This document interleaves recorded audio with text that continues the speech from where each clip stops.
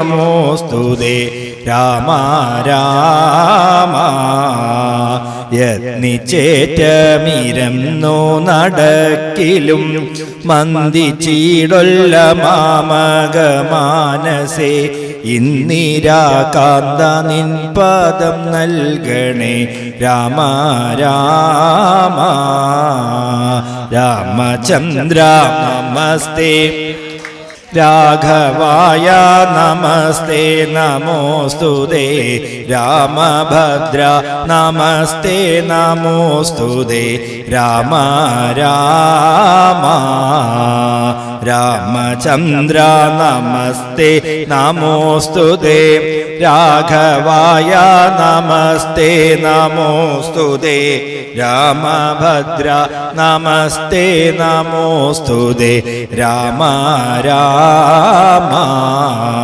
രാമ രാമ രാമ രാമ ജാനകീ ജീവനസ്മരണം ജയ ജയ രാമ രാമ ശ്രീ സീതാലക്ഷ്മണ ഭരതശത്രുഘ്ന ഹനുമൽ സമേത ശ്രീരാമചന്ദ്ര പരബ്രഹ്മണേ നമഃ. ഇന്നലെ രാമാഭിഷേകത്തിനുള്ള ഒരുക്കം, എന്നാൽ അതിനെയൊക്കെ മറികടന്നുകൊണ്ട് ശ്രീരാമചന്ദ്രസ്വാമിയുടെ അഭിഷേകത്തെ മുടക്കിക്കൊണ്ടുള്ള ആ രംഗങ്ങളൊക്കെയാണ് അനുസ്മരിച്ചത്. സത്യം കരോമ്യഹം സത്യം കരോമ്യഹം സത്യം മയോക്തം മറിച്ച് രണ്ടായി വരാ. അതുവരെയാണ് ഇന്നലെ അനുസ്മരിച്ച് നിർത്തിയത്. ശ്രീരാമചന്ദ്രസ്വാമിയെ കുറിച്ച് കഴിഞ്ഞ ദിവസം നമ്മൾ പറഞ്ഞു.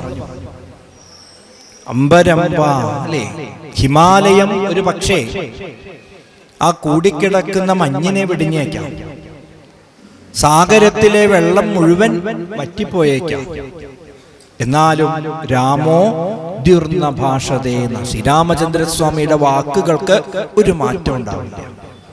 അപ്പൊ ആ സത്യത്തോടുകൂടി ശ്രീരാമചന്ദ്രസ്വാമി ഇവിടുന്ന് പുറപ്പെടുന്നു. താതൻ നിനക്കഭിഷേകാർത്ഥമായുടൻ ആദരാൽ സംഭരിച്ചോരു സംഭാരങ്ങൾ കൊണ്ട് അഭിഷേകം ഭരതനു ചെയ്യണം. രണ്ടാം വരം പിന്നെയൊന്നുണ്ടു വേണ്ടുന്നു, നീ 14 സംവത്സരം കാനനേ താപസവേഷേണ വാഴുകയും വേണം. ഇതാണ് ആ 2 വരങ്ങളായിട്ട് കൈകേയി മാതാവ് ആവശ്യപ്പെട്ടത്. എന്നങ്ങോട്ട് കേട്ടില്ലേ? ഇത്രല്ലേ ഉള്ളൂ, ഇതിനിപ്പോ ഇത്ര വിഷമിക്കേണ്ട ആവശ്യം എന്താ? ഇന്നതിനെന്തൊരു വൈഷമ്യമായത്, ചെയ്കഭിഷേകം ഭരതന് ഞാനിനി വൈകാതെ പോവൻ വനത്തിനു മാതാവേ. ഇത്രയൊക്കെ ബുദ്ധിമുട്ടിന്റെ യാതൊരു ആവശ്യമില്ല. ഇപ്പൊ എന്താ വേണ്ടത്? ഭരതൻ രാജാവാവണം, ഞാനൊരു 14 വർഷം കാട്ടിലേക്ക് പോകണം, അത്രയല്ലേ ഉള്ളൂ. അതിനിങ്ങനെയൊക്കെ മുഖപുരിയുടെ ആവശ്യമുണ്ടോ അമ്മേ എന്ന് ചോദിക്കാം. രാജ്യത്തെ രക്ഷിപ്പതിനു മതിയവൻ, രാജ്യം ഉപേക്ഷിപ്പതിനു ഞാനും മതി. വളരെ പ്രധാനപ്പെട്ട വരിയാണ്. രാജ്യത്തെ രക്ഷിക്കാൻ ഒരു പക്ഷെ എല്ലാവർക്കും സാധിക്കും, പക്ഷെ രാജ്യം ഉപേക്ഷിക്കാൻ എല്ലാവർക്കും പറ്റിക്കൊള്ളുന്നില്ല. അതാണ് ത്യാഗത്തിന്റെ സന്ദേശം. അപ്പൊ നമ്മളൊക്കെ വിവിധങ്ങളായിരിക്കണ പ്രത്യയ ശാസ്ത്രങ്ങളെ കുറിച്ചിട്ടൊക്കെ പഠിക്കും പറയുകയൊക്കെ ചെയ്യുമല്ലോ അല്ലേ? പരവധി പ്രത്യയ ശാസ്ത്രങ്ങളുണ്ട്. ഈ പ്രത്യയ ശാസ്ത്രങ്ങളൊക്കെ അഭിസംബോധന ചെയ്യുന്നത് 2 വിഭാഗത്തെയാണ്. ഒന്നുള്ളവരും ഒന്നില്ലാത്തവരും അല്ലെ? സാമ്പത്തികമായി നന്നായിട്ട് നല്ല സാമ്പത്തിക അവസ്ഥ ഉള്ള ഒരു കൂട്ടരും ഒട്ടും സാമ്പത്തിക അവസ്ഥ ഇല്ലാത്ത. ഈ പ്രത്യയശാസ്ത്രങ്ങളൊക്കെ പറയണത് എന്താ? ഇവര് തമ്മിൽ വലിയ അന്തരമുണ്ട്, പണമുള്ളവനും പണമില്ലാത്തവനും. ഈ അന്തരം കുറച്ചു കൊണ്ടുവരണം. ഇതാണല്ലോ എല്ലാ പ്രത്യയശാസ്ത്രങ്ങളും പറയണത്. എന്നാൽ ഭാരതത്തിന്റെ പ്രത്യേകത ഈ 2 കൂട്ടരല്ല, വേറൊരു കൂട്ടരും കൂടി ഉണ്ടായിരുന്നു. ഉള്ളവരുണ്ട്, ഇല്ലാത്തവരുണ്ട്. മൂന്നാമത്തെ വിഭാഗം ആരാന്നറിയോ? ഉണ്ടായിട്ടും വേണ്ടാത്തവര്. ആലോചിച്ച് നോക്കൂ, ഉണ്ടായിട്ടും അത് ആവശ്യമില്ല, അങ്ങനെയുള്ളവരായിരുന്നു. നമ്മുടെ പൂർവികന്മാരായിരിക്കുന്ന ഋഷിവര്യന്മാർ. അവരാണ് വാസ്തവത്തിൽ ലളിതമായ ജീവിതവും ഉയർന്ന ചിന്താഗതിയുമായിട്ട് ഭാരതവർഷത്തിലെ പൂർവരാം ഋഷീന്ദ്രന്മാർ പാരിനുള്ളടിക്കല്ല് പാർത്തു കണ്ടറിഞ്ഞവർ. പാരിനുള്ളടിക്കല്ല് മുൻകൂട്ടി കണ്ടറിഞ്ഞവരാണ് ഭാരതവർഷത്തിലെ പൂർവരാം ഋഷീന്ദ്രന്മാർ. പാരിനുള്ളടിക്കല്ല് പാർത്തു കണ്ടറിഞ്ഞവർ. എന്നാൽ അവരെവിടെയാ താമസിച്ചിരുന്നത്? കൊട്ടപ്പുല്ലുകൾ കൊണ്ടും ശുഷ്കപത്രൗഘം കൊണ്ടും കെട്ടിമേഞ്ഞവയായ പാഴ്ക്കുടിലുകളത്രേ. വലിയ വലിയ കൊട്ടാരങ്ങളിലൊന്നുമല്ല, ഉണങ്ങിയ പുല്ലുകൊണ്ടും ഇലകൾ കൊണ്ടൊക്കെ ഉണ്ടാക്കിയ ചെറിയ ചെറിയ പർണാശ്രമങ്ങളിൽ. എങ്കിലും അവയിൽ നിന്നിങ്ങു കിട്ടിയ തനിത്തങ്കങ്ങൾ മഹാർഘ്യങ്ങൾ മറ്റെങ്ങും അലഭ്യങ്ങൾ. എന്നാൽ ഈ പുല്ലും ഓലയും ഇലയും ഒക്കെ മേഞ്ഞ ഈ പർണാശ്രമങ്ങൾ താമസിച്ചിരുന്ന് തപസ് ചെയ്ത് ലോകത്തിന്റെ മുഴുവൻ നന്മയ്ക്ക് വേണ്ടി പ്രാർത്ഥിക്കുകയും പ്രയത്നിക്കുകയും ചെയ്ത ഋഷീശ്വരന്മാര്, അവരുടെ ചിന്തയിൽ നിന്ന് നമുക്ക് കിട്ടിയത് അനർഘങ്ങൾ, വിശിഷ്ടങ്ങളായ രത്നങ്ങളാണ്, മറ്റെങ്ങും അലഭ്യങ്ങൾ. വേറെ എവിടെയെങ്കിലും അത് കിട്ടുമെന്നാണെങ്കിൽ ഇല്ല. അവരാണ് നമ്മളെ പഠിപ്പിച്ചത്. തേന തെക്തേന ഭുഞ്ജീത. എന്താ പറഞ്ഞത്? ത്യജിച്ചുകൊണ്ട് ജീവിക്കൂ. അല്ലേ? അതിലൊരു സുഖമുണ്ട്. ത്യജിച്ചുകൊണ്ട് ജീവിക്കാം. ഉണ്ടായിട്ടും അത് വേണ്ടാതെ ജീവിക്കാൻ ശീലിക്കാം. എന്നാലും നമ്മൾ വാനപ്രസ്ഥത്തെ കുറിച്ചൊക്കെ പറഞ്ഞതുപോലെ. പക്ഷെ അതിന് നല്ല മനോബലം വേണം. അല്ലേ? ഉള്ളതിനെ ത്യജിക്കാൻ, വാരിക്കൂട്ടാനും എത്തിപ്പിടിക്കാനും വലിയ പ്രയാസമൊന്നുമില്ല. പക്ഷെ ഉള്ളതിനെ വേണ്ടാന്ന് വെക്കണമെങ്കിൽ നല്ല പ്രയാസമുണ്ട്. അതുകൊണ്ടാണല്ലോ ഇപ്പൊ ഈ കാശിയിലൊക്കെ നമ്മൾ പോയി കഴിഞ്ഞാൽ പിതൃകർമ്മമൊക്കെ ചെയ്യുമ്പോൾ അവർ പറയും, നിങ്ങൾക്ക് ഏറ്റവും ഇഷ്ടപ്പെട്ട ഒരു പഴം മനസ്സിൽ വിചാരിക്കൂ. നമ്മൾ വല്ലാണ്ട ബുദ്ധിമുട്ടെന്താ, നമുക്ക് എല്ലാ പഴവും ഇഷ്ടം അല്ലേ? എന്നാൽ ഏറ്റവും ഇഷ്ടപ്പെട്ട പഴം നമ്മൾ മനസ്സിൽ വിചാരിക്കും. അപ്പൊ ആ പുരോഹിതൻ പറയും, ഇനി ബാക്കിയുള്ള ജീവിതത്തിൽ ആ പഴം കഴിക്കാൻ പാടില്ല. അപ്പോഴാ നമ്മൾ അയ്യോ എന്നാ ഞാൻ ഇത് വിചാരിക്കേണ്ടിയിരുന്നില്ല. ഏതെങ്കിലും ഒരു ഇലക്കറി വിചാരിക്കൂ. അപ്പൊ ഏറ്റവും ഇഷ്ടപ്പെട്ട മുരിങ്ങയോ ചീരൊക്കെ വിചാരിക്കും. അപ്പൊ അദ്ദേഹം പറയും, ഇനി ഇവിടുന്ന് അങ്ങോട്ട് അത് തൊടാൻ പാടില്ല. അപ്പൊ ഏതെങ്കിലും ഒരു കിഴങ്ങുവർഗം, ഏതെങ്കിലും ഒരു ഇലക്കറി, ഏതെങ്കിലും ഒരു പഴം, ഏതെങ്കിലും ഒരു ധാന്യമൊക്കെ ഉപേക്ഷിക്കാൻ ശീലിക്കണം. ആ കാശി വിശ്വനാഥനെ സാക്ഷിയായിട്ട് നമ്മൾ പരിശീലനം തുടങ്ങുക. ഇനിയുള്ള ജീവിതത്തിൽ അതൊന്നും ഉപയോഗിക്കില്ല. നോക്കൂ, എത്ര മനഃശാസ്ത്രപരമായിട്ടാണ് ഈ പദ്ധതികളൊക്കെ ചിട്ടപ്പെടുത്തിയിരിക്കുന്നത് അല്ലേ? ഇതൊക്കെ മുൻകൂട്ടി കേട്ടു. ഇത്രയും മുമ്പ് കാശിയിൽ പോയ ആൾക്കാർ പറഞ്ഞിട്ടേ ചെന്നു കാശിക്ക് ഇതുപോലെ പറഞ്ഞു, പഴം വിചാരിക്കണം. വിചാരിച്ചു ഞാൻ. ഏതാ ചോദിച്ചത്? തെച്ചിപ്പഴം എന്ന് പറഞ്ഞു. എന്തായി? തെച്ചിയുടെ പഴവും പഴം തന്നെയാണല്ലോ. ഇനി മേലാൽ ഞാൻ തെച്ചിപ്പഴം കഴിക്കില്ല. എളുപ്പമുണ്ട്. കായ വിചാരിക്കാൻ അദ്ദേഹം പറഞ്ഞു. ഞാൻ വിചാരിച്ചിട്ടുണ്ട്, എന്താ കാഞ്ഞിരത്തിന്റെ കായ ഇനി മേലാൽ ഞാൻ കഴിക്കില്ല. നോക്കൂ, ഇങ്ങനെ പറ്റിക്കേണ്ടതില്ല എന്നാ. അപ്പൊ അവനവന്റെ മനസ്സിനെ തേന തെക്തേന ഭുഞ്ജീത. അതാണ് ശ്രീരാമചന്ദ്രസ്വാമി പറഞ്ഞത്. രാജ്യത്തെ ത്യജിക്കുവാൻ ഞാൻ മതി, എനിക്ക് അതിന് പ്രയാസമൊന്നുമില്ല. രാജ്യം ഭരിക്കുവാനോ ഭരതനും മതി. ദണ്ഡമത്രേ രാജ്യഭാരം വഹിപ്പത് ദണ്ഡകവാസത്തിനേറ്റം എളുതല്ലോ. കൈകേയി മാതാവിനോട് പറയാം, അമ്മേ, അമ്മയ്ക്ക് എന്നോട് ഇത്ര സ്നേഹമുണ്ട് എന്ന് ഞാൻ വിചാരിച്ചിരുന്നില്ല. ഈ രാജ്യം ഭരിക്കാന്നൊക്കെ പറഞ്ഞ എന്ത് പ്രയാസം. എല്ലായിടത്തും ശ്രദ്ധ എത്തണ്ടേ?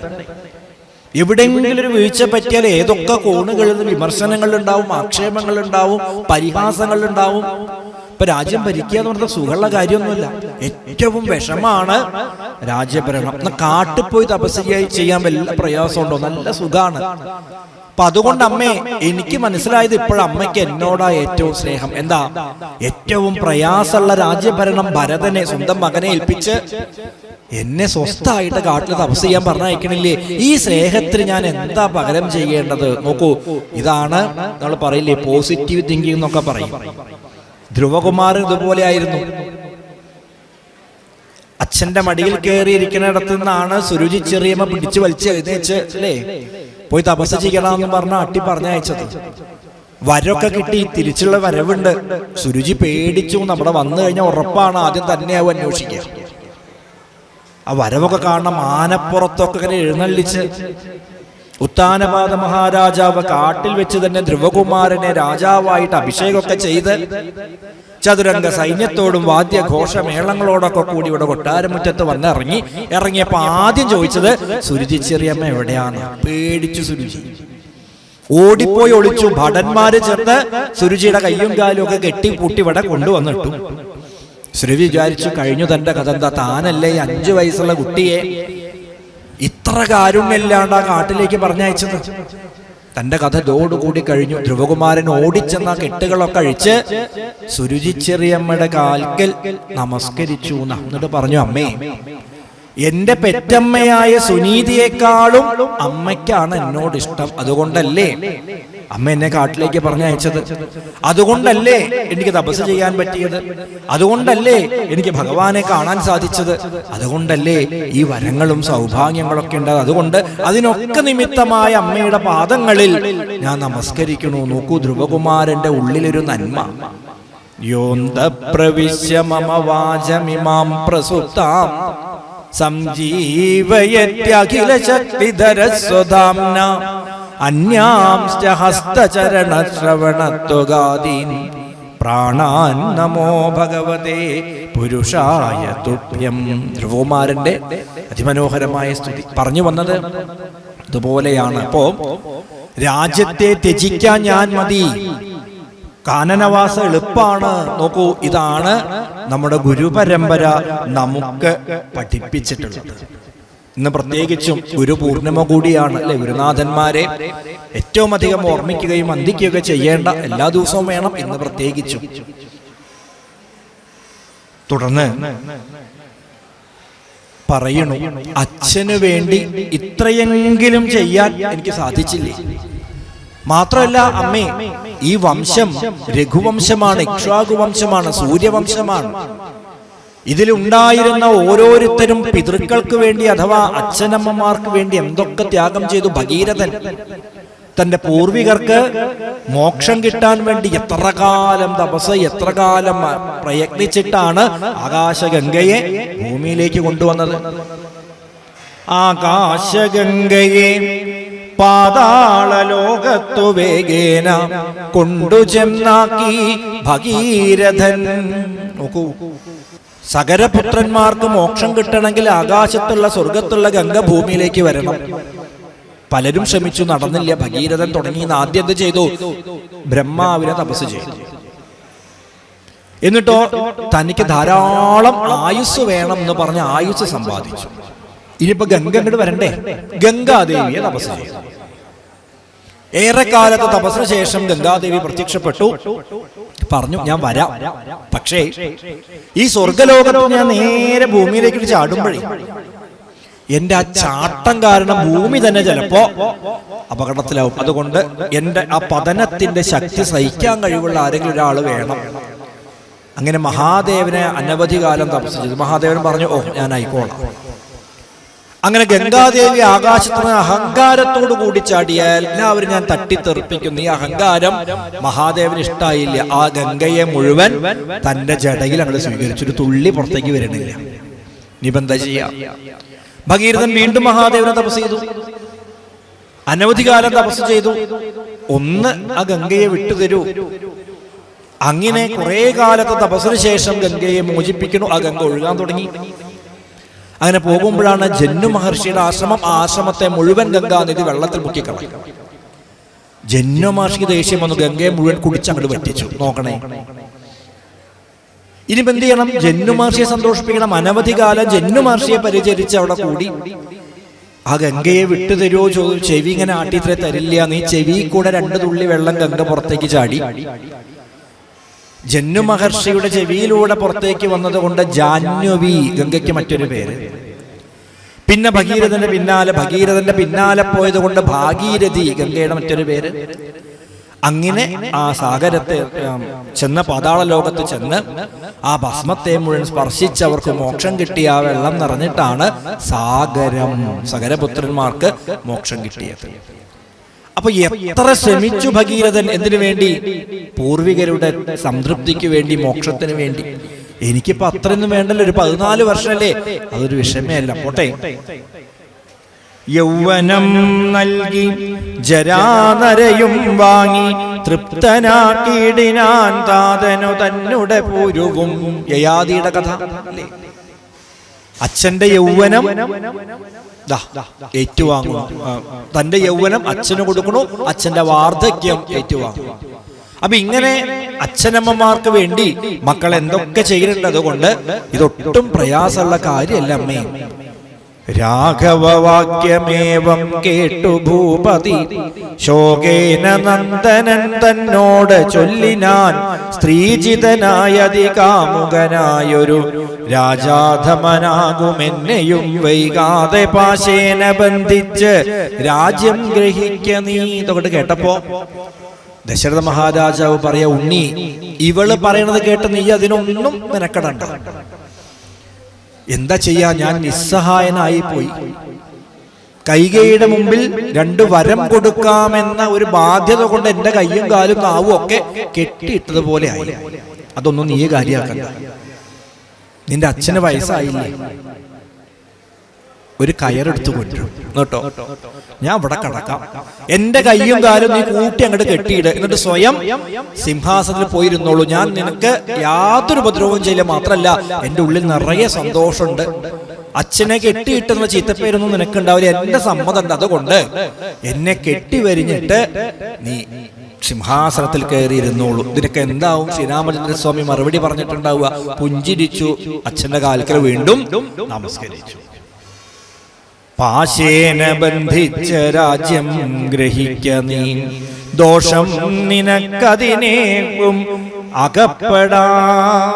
ഇതൊക്കെ അങ്ങോട്ട് കഴിഞ്ഞ് കെട്ടിപ്പിടിച്ച ശ്രീരാമചന്ദ്രസ്വാമിയെ മൂർധാവിൽ ചുംബിച്ച് കവിളിൽ തലോടി കരഞ്ഞുകൊണ്ട് ആ ദശരഥ മഹാരാജാവ് തുടർന്ന് പറഞ്ഞു, അച്ഛന്റെ വാക്ക് പാലിക്കുക എന്നത് പുത്രന്റെ ധർമ്മമാണ്. അതുകൊണ്ട് അച്ഛന് വിഷമിക്കേണ്ട.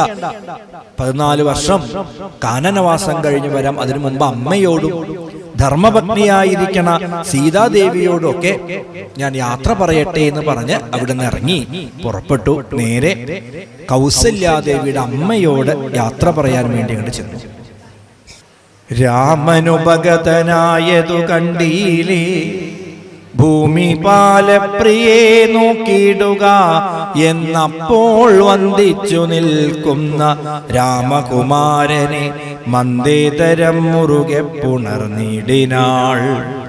ഇപ്പൊ എന്താ സ്ഥിതി എന്നാണെങ്കിൽ, കൗസല്യാദേവി ആ ലക്ഷ്മി ഭഗവതിയെ പൂജിച്ചുകൊണ്ടിരിക്കുന്നു. തൊട്ടടുത്ത് സുമിത്രാദേവി ഇരിക്കുന്നു. രാവിലെ ആയി, എന്താ രാമനെ കാണാത്തത്? ഇന്നിപ്പോ അഭിഷേകല്ലേ, ഇവിടെ വന്ന് എന്നെ കാണാതവൻ സിംഹാസനത്തിൽ കയറി ഇരിക്കില്ലേ, ഉറപ്പാ. അപ്പോഴാണ് ശ്രീരാമചന്ദ്രസ്വാമിയുടെ വരവ്. സുമിത്രാദേവി പറഞ്ഞതാ, രാജകുമാരനായ ശ്രീരാമചന്ദ്രസ്വാമി വരുന്നുണ്ട്.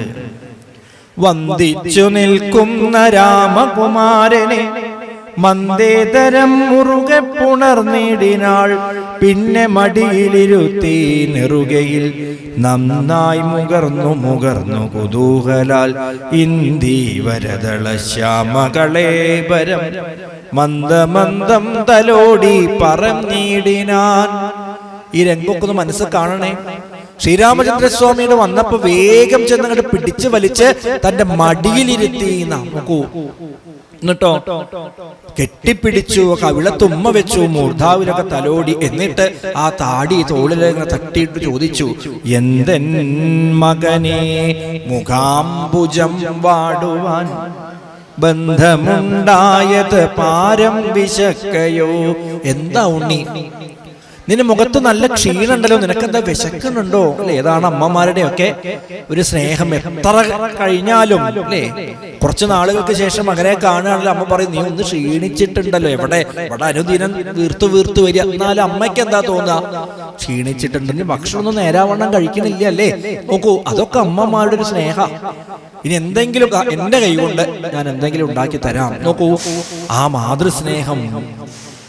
എന്തെൻ മകനെ മുഖാംബുജം വാടുവാൻ. ഉണ്ണി വേഗം കയ്യും കാലും മുഖമൊക്കെ കഴുകി വരും, അല്പം എന്തെങ്കിലും ആഹാരം തരാം. ഈ സമയത്ത് ശ്രീരാമചന്ദ്രസ്വാമിയുടെ വാക്കുകൾ, ഇപ്പോൾ ഭുജിപ്പാൻ അവസരമില്ലമ്മേ, ക്ഷിപ്രമരണ്യവാസത്തിനു പോകണം. മുൽപ്പാടുകേകയ പുത്രിയാമമ്മയ്ക്ക് മൽപിതാ രണ്ടുവരം കൊടുത്തിടിനാൻ. ഒന്ന് ഭരതനെ വാഴിക്കയെന്നതും എന്നെ വനത്തിനയക്കെന്നു മറ്റേതും. തത്ര 14 സംവത്സരം വസിച്ചത്ര വന്നിടുവൻ പിന്നെ ഞാൻ വൈകാതെ. ഇപ്പോഴാ പറയണത്, അമ്മേ, അമ്മയുടെ കൈകൊണ്ട് വിളമ്പിത്തരണ ഭക്ഷണം എത്ര കഴിച്ചാലും എനിക്ക് മതിയാവില്ല. അത്ര സ്വാദാണ്, അത്ര സന്തോഷമാണ് അല്ലേ. അതാണ് ചില സാധനങ്ങളൊക്കെ ചിലരുടെ കൈകൾ കൊണ്ട് കിട്ടണം. ആഹാരം ആരുടെ കൈകൊണ്ട് തന്നെ കിട്ടണം. അതിന്റെ അധികാരി അമ്മയാണ്. മാതൃഹസ്തേന ഭോജനം. ഭാര്യയുണ്ട്, സഹോദരിയുണ്ട്, മകളുണ്ട്, എന്നാൽ പോലും ആഹാരം വിളമ്പിത്തരേണ്ടത് ആരുടെ കൈകൊണ്ടാ? അമ്മയുടെ കൈകൊണ്ട് വേണം. എന്താ കാരണം? ആ ആഹാരം വിളമ്പിത്തരുമ്പോ അല്ലെങ്കിൽ അത് ഉണ്ടാക്കുമ്പോ ആ അമ്മയുടെ ഉള്ളൊരു ഭാവമുണ്ട് അല്ലെ. സ്വാദം ഉണ്ടാവണമെന്ന് മാത്രമല്ല, എന്റെ കുഞ്ഞിന് ആയുസ്സും ആരോഗ്യമൊക്കെ ഉണ്ടാവണം. അത് അമ്മമാരുടെ മനസ്സിൽ മാത്രമേ ഉണ്ടാവുള്ളൂ. അപ്പൊ അമ്മമാരുടെ കൈകൾ കൊണ്ട് വേണം ആഹാരം വിളമ്പി കിട്ടാൻ. സമ്മാനോ രാജഹസ്തേന. സമ്മാനം ആരുടെ വാങ്ങണം? രാജപദവിയിലിരിക്കുന്ന ആൾക്കാരുടെ കയ്യിൽ നിന്ന് വേണം സമ്മാനം വാങ്ങാൻ അല്ലെ. എത്ര ഉയർന്ന ആൾക്കാരുടെ കയ്യിൽ നിന്ന്. ഭാര്യാഹസ്തേന താമ്പൂലം. താമ്പൂലം വെറ്റിലേക്ക് മുറുക്കുന്ന ആൾക്കാരാണെങ്കിൽ അതൊക്കെ ആരുടെ കൈ കൊണ്ടാ? ഭാര്യാഹസ്തേന. അപ്പൊ നോക്കൂ, ഇങ്ങനെ ഓരോരുത്തർക്കും ഓരോ ചുമതലയൊക്കെ ഉണ്ട്. അതുകൊണ്ട് മാതൃഹസ്തേന ഭോജനം, അമ്മയുടെ കൈകൊണ്ട് ആഹാരം കഴിക്കുക എന്ന് പറഞ്ഞാൽ അതിനപ്പുറമൊന്നുമില്ല. പക്ഷെ അമ്മേ, എനിക്കിപ്പോ അതിനുള്ള അവസരമൊന്നുമില്ല. എനിക്കിപ്പൊ തന്നെ കാട്ടിലേക്ക് പോകണം.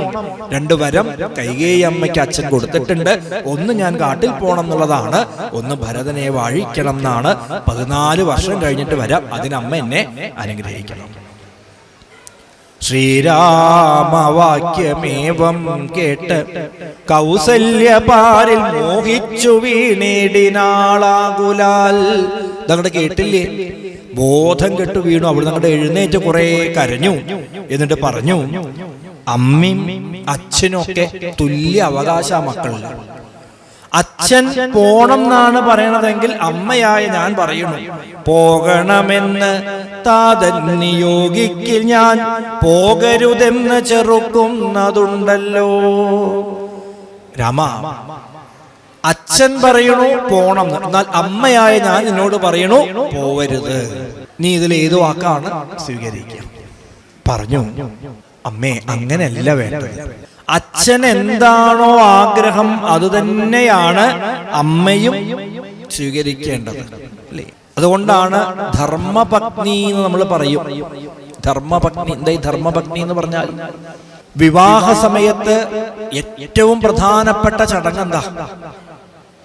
താലികെട്ടലൊന്നുമല്ല, അതൊക്കെ പിന്നീട് ഇങ്ങനെ വന്നു ചേർന്നതാ അല്ലേ. ഏറ്റവും പ്രധാനപ്പെട്ട ആദ്യത്തെ ചടങ്ങ് എന്ന് പറഞ്ഞാൽ പാണിഗ്രഹണം എന്നാണ്. എന്താ പാണിഗ്രഹണം എന്ന് പറഞ്ഞാൽ? വരൻ വധുവിന്റെ കൈകൾ ഇങ്ങനെ ചേർത്ത് പിടിക്കുക. അതാണ് വിവാഹത്തിന്റെ ആദ്യത്തെ ചടങ്ങ്. അതോടുകൂടി ശരിക്കും പറഞ്ഞാൽ അവര് ഭാര്യ ഭർത്താക്കന്മാരായി കൈ പിടിച്ചാൽ മതി. ആ സമയത്ത് ഈ വരൻ ഒരു മന്ത്രം ജപിക്കും. പാണിഗ്രഹണ മന്ത്രം എന്നാണ് അതിന് പറയുക. അത് തുടങ്ങണത് ഇങ്ങനെയാണ്, ഗൃണാമിതേ സൗഭഗത്വായ ഹസ്തം. ഇങ്ങനെയാണ് തുടങ്ങുന്നത്. എന്താ അതിന്റെ അർത്ഥം? എല്ലാ സൗഭാഗ്യങ്ങളും ഒരുമിച്ച് അനുഭവിക്കുവാൻ വേണ്ടി ഞാനിതാ നിന്റെ കൈകൾ സ്വീകരിക്കുന്നു. തുടർന്നുണ്ട് മരണം വരെ ഒരുപോലെ. ഇന്നെങ്ങനെയാണോ നമ്മൾ ചേർത്ത് പിടിച്ചതുപോലെ മരണം വരെ ഒരുമിച്ച് എല്ലാ ധർമ്മവും ഒരുമിച്ച് അനുഷ്ഠിക്കാൻ നമുക്ക് 2 കൂട്ടർക്കും സാധിക്കട്ടെ. ഇതാണ് പാണിഗ്രഹണ മന്ത്ര സമയത്ത് ആ വരൻ മനസ്സിൽ ഉറപ്പിക്കേണ്ട കാര്യം. ഈ കൈകൾ ചേർക്കുമ്പോൾ തന്നെ വരൻ വിചാരിച്ചിട്ടുണ്ടെന്താ? മരണം വരെ ഈ കൈകൾ ഞാൻ വിടില്ല. അതോടൊപ്പം ഈ വധു സഹധർമ്മം ചരേത, ഒരു പ്രതിജ്ഞ വധു മനസ്സിലെടുക്കും. സഹധർമ്മം ചരേത, ഭർത്താവിന്റെ ധർമ്മം എന്താണോ അത് തന്നെയാണ് ഇന്നു മുതൽ എന്റെയും ധർമ്മം. നോക്കൂ, എത്ര മഹത്തായ ഒരു പൈതൃകം.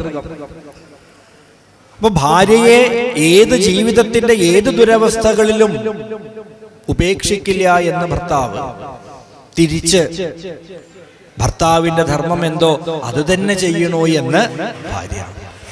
ആ സഹധർമ്മം ധരിക്കുന്നതും ചരിക്കുകയും ചെയ്യുന്നത് കൊണ്ടാണ് ഭാര്യയുടെ പര്യായമായിട്ട് എന്ത് മാറിയത്?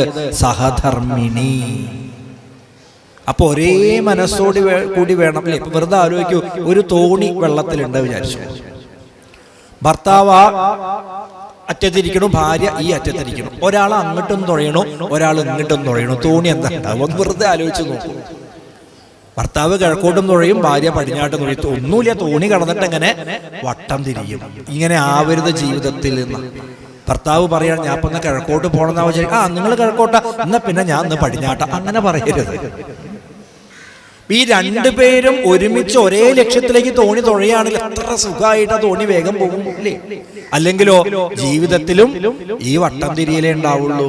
അപ്പൊ അവിടെ ചില വിട്ടുവീഴ്ചകളൊക്കെ വേണ്ടി വരും, പരസ്പരം അങ്ങോട്ടും ഇങ്ങോട്ടും അല്ലേ? ഭർത്താവിനാണെങ്കിൽ ഫാൻ ഇല്ലാണ്ട് കിടക്കാൻ പറ്റില്ല, ഉറക്കം വരില്ല. ഫാൻ എപ്പെട്ടാലേ ഉറക്കം വരുള്ളൂ. ഭാര്യയ്ക്കാണെങ്കിൽ ഫാൻ ഓഫ് ചെയ്താലേ ഉറക്കം വരുള്ളൂ. പിന്നെ ഇവര് ആരെങ്കിലും ഒരു ദിവസം ഉറങ്ങും. ഫുൾ സ്പീഡിലെ ഭർത്താവ് ഓൺ ചെയ്തു കടന്നു, ഉറക്കം പിടിച്ചുകൊണ്ട ഭാര്യ പോയിട്ട് അത് ഓഫ് ചെയ്യും. എന്നൊരു ഭാര്യ ഉറങ്ങും, അപ്പോഴേക്കും ഭർത്താവ് ഉണരും. അയാൾ ഓൺ ചെയ്യും. ചുരുക്കം പറഞ്ഞാൽ രാവിലെ വരെ ഈ സ്വിച്ച് ഓൺ ചെയ്ത് കളിക്കാനുള്ള സമയമുള്ളൂ അല്ലേ? അപ്പോ അതിലൊരു സമവായത്തിലെത്തണം.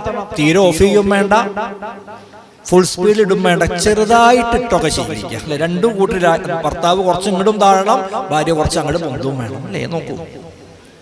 അപ്പൊ ഇത് വാസ്തവത്തിൽ ഈ വിട്ടുവീഴ്ചകളാണ് ജീവിതത്തിന്റെ അടിസ്ഥാനം. അതുകൊണ്ട് അമ്മേ, അച്ഛൻ പറഞ്ഞതിന്റെ എതിര് പറയുകയോ തർക്കിക്കുകയോ ഒന്നും അല്ല അമ്മ വേണ്ടത്. പിന്നോ അച്ഛന്റെ വാക്കുകൾ സത്യമാക്കാൻ അമ്മ അച്ഛനോട് ചേർന്ന് നിൽക്കൂ, അമ്മ എന്നെ അനുഗ്രഹിക്കൂ എന്നാണ് വേണ്ടത്.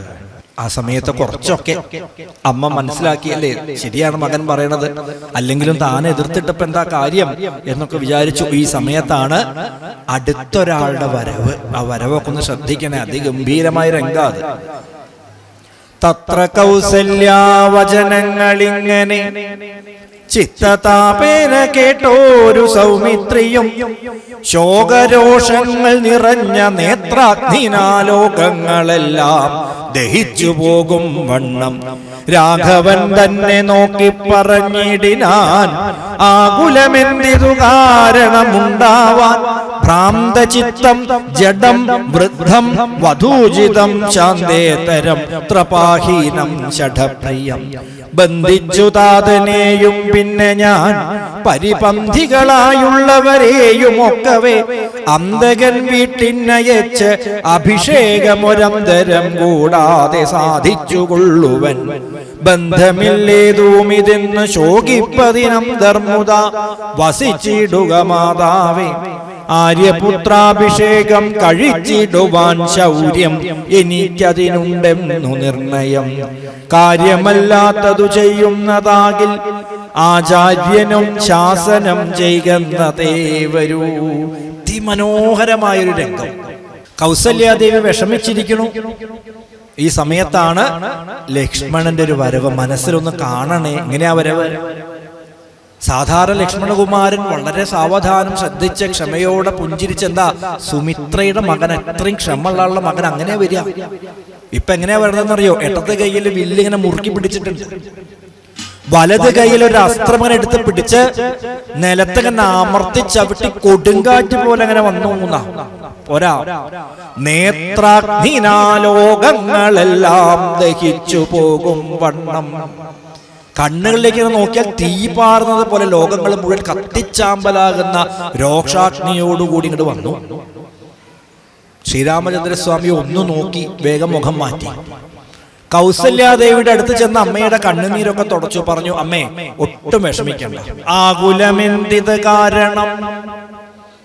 ഇവിടുന്ന് ആരും എവിടേക്കും ഇപ്പൊ പോണില്ല. ആരാ തീരുമാനിക്കണത്? ലക്ഷ്മണകുമാരൻ. ആരും ഇവിടുന്ന് എവിടേക്കും പോണില്ല. ജ്യേഷ്ഠനെ കാട്ടുപോകുന്നു അമ്മ വിചാരിക്കണം, അതൊന്നും സംഭവിക്കണ കാര്യമല്ല. പിന്നെ അച്ഛന്റെ വാക്കുകൾ, ഭ്രാന്തചിത്തം ജഡം വൃദ്ധം വധൂചിതം. ഈ വയസ്സായാലേ ചില ആൾക്കാർക്കുണ്ട് അത്തും പൊത്തും പറയാന്നൊക്കെ പറയും, പരസ്പര ബന്ധമില്ലാണ്ട് എന്തെങ്കിലുമൊക്കെ വിളിച്ചു പറയും. ഇതൊക്കെ ആ കൂട്ടത്തില് പെടുത്തിയാൽ മതി. വയസ്സാവുമ്പോ അങ്ങനെയൊക്കെ ചിലപ്പോ പറഞ്ഞു എന്ന് വരും. മാത്രമല്ല ഭ്രാന്തചിത്തം, അദ്ദേഹത്തിന് ഉന്മാദ രോഗം പിടിപെട്ടിട്ടുണ്ട് എന്നാ തോന്നുന്നത്. എന്ന് പറഞ്ഞാൽ നാടൻ ഭാഷയിൽ പറഞ്ഞാൽ ഭ്രാന്ത് പിടിച്ചു എന്നാ തോന്നുന്നത്. പിന്നെയോ വധൂചിതം, നാണല്ലേ അച്ഛന്. ഇത്ര പ്രായമായിട്ടും കൈകേയമ്മയുടെ സൗന്ദര്യത്തിൽ ഇങ്ങനെ മയങ്ങിയിട്ട് ആ കൈകേയമ്മ പറയുന്നതൊക്കെ ഇങ്ങനെ കേൾക്കാൻ. അതുകൊണ്ട് അച്ഛൻ പറയണതൊന്നും കാര്യമാക്കണ്ട. ഇനി പോട്ടെ, അച്ഛൻ അങ്ങനെ വയസ്സുകൊണ്ട് ചില വിവരക്കേട് പറഞ്ഞു എന്നാണെങ്കിൽ അതിനൊക്കെ കൊട പിടിച്ചുകൊണ്ട് കുലഗുരുവായിരിക്കണം വസിഷ്ഠൻ. ആചാര്യനാണത്രേ. ആചാര്യന്മാരെന്താ ചെയ്യേണ്ടത്? നേർവഴി കാണിക്കേണ്ട ആൾക്കാരല്ലേ. എന്നിട്ട് ഈ വേണ്ടാത്തതിനൊക്കെ കൂട്ടു നിൽക്കുകയാണോ? ഇനി ഒന്നും ആലോചിക്കണില്ല. അച്ഛനായാലും വേണ്ടില്ല, ഗുരുനാഥനായാലും വേണ്ടില്ല, രണ്ടുപേര് ഞാൻ ഈ തൂണിൽ പിടിച്ചങ്ങോട്ട് കെട്ടും.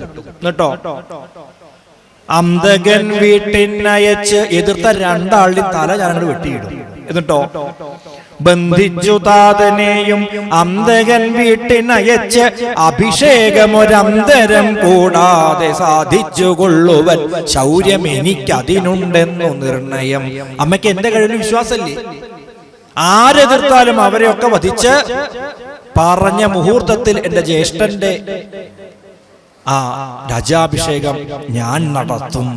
നോക്കണേ, എന്താ അതൊക്കെ ലക്ഷ്മണൻ പറയാൻ കാരണം? അച്ഛനോടുള്ള ദേഷ്യം കൊണ്ടൊന്നുമല്ല, മറിച്ച് ശ്രീരാമചന്ദ്രസ്വാമിയോടുള്ള സ്നേഹാധിക്യം കൊണ്ടാണ്. ഇതിങ്ങനെ കണ്ടപ്പോ ഇനിയുള്ള രംഗമൊക്കെ ഒന്ന് മനസ്സിൽ കാണണേ. ഇത്തം പറഞ്ഞ് ലോകത്രയം തദ്രുഷാ ദഗ്ധമാറു സൗമിത്രി നിൽക്കും നേരം മന്ദഹാസം ചെയ്ത് മന്ദേതരം ചെന്ന് നന്ദിച്ച് ഗാഠമായി ആലിംഗനം ചെയ്തു. അങ്ങോട്ട് ചെന്നു. ആര്? ഭഗവാൻ. പുഞ്ചിരിച്ചുകൊണ്ട് ആ ലക്ഷ്മണകുമാരനെ എടുത്ത് കെട്ടി അങ്ങോട്ട് പിടിച്ചു അല്ലേ? അപ്പൊ തന്നെ ഒരു പക്ഷെ എന്തുണ്ടായിട്ടുണ്ടാവും? പകുതി ദേഷ്യം മാറിയിട്ടുണ്ടാവും. കെട്ടിപ്പിടിച്ചങ്ങ് മാറ്റി നിർത്തി മുഖത്തേക്ക് വീണ്ടും ഒന്ന് നോക്കി. എന്നിട്ട് ഒരു 3 സംബോധന. വത്സ സൗമിത്രേ കുമാരനേ കേൾക്കണം, മത്സരാദ്യം വെടിഞ്ഞെന്നുടെ വാക്കുകൾ നിന്നുടെ തത്വമറിഞ്ഞിരിക്കുന്നിത് മുന്നമേ ഞാനെടോ നിന്നുള്ളിലെപ്പോഴും എന്നെ കുറിച്ചുള്ള വാത്സല്യപൂരവും നിന്നോളമില്ല മറ്റാർക്കുമെന്നുള്ളതും നിന്നാൽ അസാധ്യമായില്ലൊരു കർമ്മവും നിർണയമെങ്കിലും ഒന്നിതു കേൾക്ക നീ. ആദ്യം 3 സംബോധന. വത്സ സൗമിത്രേ കുമാര നീ കേൾക്കണം, മത്സരാദ്യം വെടിഞ്ഞ് എന്നുടെ വാക്കുകൾ. ആദ്യത്തെ സംബോധന എന്താ? വത്സ. ലക്ഷ്മണനായിട്ടൊന്ന് നിന്നു നോക്കണേ. കുട്ടീന വത്സ എന്ന് പറഞ്ഞാൽ സ്നേഹത്തോടെ വിളിക്കാം. ഈ വത്സ എന്ന വാക്കിൽ ഗുരുനാഥന്റെ വാത്സല്യാണുള്ളത്. ആദ്യം വത്സ, പിന്നെ കുമാര. എന്താ? ചെറിയ കുട്ടി എന്നർത്ഥം. കുമാര എന്ന വാക്കിൽ എന്താണെന്നറിയോ?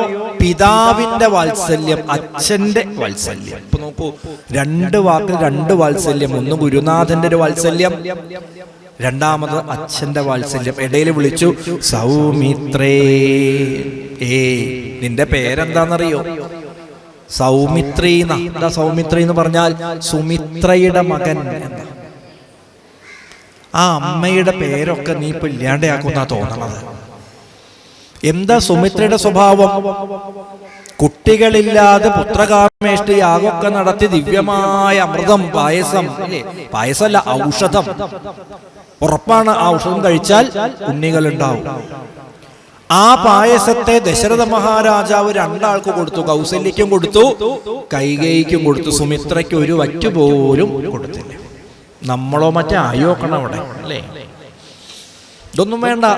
ഇപ്പൊ ഇന്ന് അമ്പലത്തിൽ നിന്ന് കുറച്ച് പ്രസാദം പായസം കിട്ടി വിചാരിച്ചോളൂ.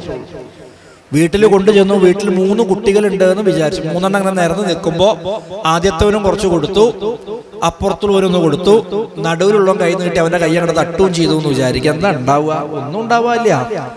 3 ആളും പായസം കഴിക്കില്ല. നാളെ നമുക്ക് ഉടനോട് വന്നിരിക്കാനും കൂടില്ല. ആശുപത്രിയിൽ പോയിട്ട് കാവിലിരിക്കേണ്ട ഒരു മടിപിടി കുത്ത് ബഹളമൊക്കെ ഉണ്ടായിട്ടുണ്ടാവും. എന്നിവിടെ എന്തെങ്കിലും ഒരു പരാതി സുമിത്രയുടെ ഭാഗത്തുനിന്ന്, അതെന്താ എനിക്ക് തരാത്തതെന്നോ, എന്നെ മറന്നുവെന്നോ, എനിക്കും കൂടി തരുമെന്നോ ഒന്നുമില്ല. ക്ഷമയോടുകൂടി അവിടെ നിന്നു. അതുകൊണ്ട് എന്താ ഉണ്ടായത്? മറ്റ് 2 പേരും അവർക്ക് കിട്ടിയതിന്റെ പപ്പാതി കൊടുത്തു. അവർക്കൊക്കെ ഓരോ ഉണ്ണികൾ ഉണ്ടായപ്പോ സുമിത്രയ്ക്ക് 2 ഉണ്ണികളെയാ കിട്ടിയത്. നോക്കൂ, ക്ഷമയ്ക്ക് ഇരട്ടി ഫലം. ക്ഷമാതുല്യം തപസ്സില്ല, ഇല്ല സത്യസമം ഗുണം. സത്യത്തിനൊത്ത ഒരു ഗുണവുമില്ല, ക്ഷമയ്ക്ക് പറ്റുന്ന ഒരു തപസ്സും ഇല്ല. അപ്പൊ ഏറ്റവും വലിയ തപസ് എന്താണെന്നറിയോ? ക്ഷമിക്കാൻ പഠിക്കുക. നമുക്ക് തീരെ ഇല്ലാത്തതും അതാണ്. അപ്പൊ ഇതുപോലെ യജ്ഞമൊക്കെ കഴിഞ്ഞിട്ട് പ്രസാദമൊക്കെ കൊടുക്കാനായിട്ട് ഇരുന്ന് നോക്കണം. അപ്പോഴാണ് നമ്മുടെ ക്ഷമ കാണുക, അല്ലേ? നല്ല ക്ഷമയാണ്. അവിടുന്ന് നീട്ടും കയ്യ, മുമ്പിലുള്ള ആൾക്കാരെ മേലെയൊക്കെ ചവിട്ടി മറിച്ച് നോക്കൂ. അങ്ങനെയൊന്നുമല്ല, വളരെ ക്ഷമയോടുകൂടിയിട്ട്. ആ സുമിത്രയുടെ മകനല്ലേ നീ? എന്തെങ്കിലും ഒരു കാര്യം കേൾക്കുമ്പോഴേക്കും ഇങ്ങനെയൊക്കെ അങ്ങോട്ട് പറയാൻ പാടുമോ ലക്ഷ്മണ? വത്സ സൗമിത്രേ കുമാര നീ കേൾക്കണം, മത്സരാദ്യം വെടിഞ്ഞ് എന്നുടെ വാക്കുകൾ. ഇതൊക്കെ വളരെ ശ്രദ്ധിക്കണം. സത്യം പറഞ്ഞാൽ ഈ ലക്ഷ്മണോപദേശം മാത്രം നമുക്ക് ഒരു മാസം ഇരുന്ന് പറയാനുണ്ട്. മത്സരാദ്യം വെടിഞ്ഞ് ഇതൊക്കെ കേൾക്കണമെങ്കിൽ മനസ്സാദ്യം എങ്ങനെ ആവണം?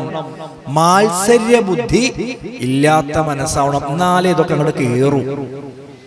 കുടം കമിഴ്ത്തി വെച്ചിട്ട് വെള്ളം ഒഴിച്ചിട്ട് വല്ല കാര്യമുണ്ടോ? ഇല്ല. ആദ്യം എന്ത് ചെയ്യണം? കുടം തുറന്നിരിക്കണം. അപ്പോഴേ ഒഴിക്കണ വെള്ളം അതിൽ സ്വീകരിക്കാൻ പറ്റും. അതുകൊണ്ടാണ് ഭാഗവതത്തിലൊക്കെ പറയില്ലേ, നിർമത്സരാണാം സദാം വേദ്യം വാസ്തവമത്ര വസ്തുശിവദം താപത്രയോന്മൂലനം. ശ്രീമൽ ഭാഗവതേ മഹാമുനികൃതേ കിം വാ പരൈരീശ്വര സദ്യോ ഹൃദ്യവരുദ്ധ്യതേത്ര കൃതഭി ശുശ്രൂഷുഭി തൽക്ഷണാൽ. അവിടെ എങ്ങനെയാ പറഞ്ഞത്? നിർമത്സരാണാം സതാം വേദ്യം. ഈ അറിവുകളൊക്കെ നേടണമെങ്കിൽ ആദ്യം എന്താ വേണ്ടത്? മനസ്സിനെ ശുദ്ധാക്കി വെക്കണം. മത്സര ബുദ്ധി മനസ്സിലുണ്ടാവരുത് എന്നാ. ഇപ്പൊ നോക്കൂ, നമ്മൾ ഇങ്ങോട്ട് കടന്നു വരുമ്പോ നമ്മൾ ആദ്യം നോക്കുക ഇരിക്കാൻ സ്ഥലം ഉണ്ടോന്നാ നോക്കുക, അല്ലേ? ഏതെങ്കിലും കസേര ഒഴിഞ്ഞതുണ്ടോ? ഉണ്ടെങ്കിൽ അവിടെ നമ്മൾ ഇരിക്കും. നിങ്ങൾ ആലോചിച്ച് നോക്കൂ, നിങ്ങൾ ഇങ്ങോട്ട് വരികയാണ്, ഇവിടെ ഉള്ള കസേര മുഴുവൻ നിറഞ്ഞ ആളിരിക്കുകയാണ് വിചാരിച്ചു.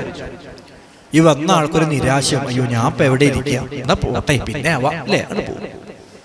അതുപോലെയാണ് നമ്മുടെ മനസ്സിലേക്ക് ഈ പറയുന്ന നല്ല ഭാവങ്ങളൊക്കെ ഇങ്ങനെ വന്ന് എത്തി നോക്കും ഇരിക്കാൻ വേണ്ടിയിട്ട്.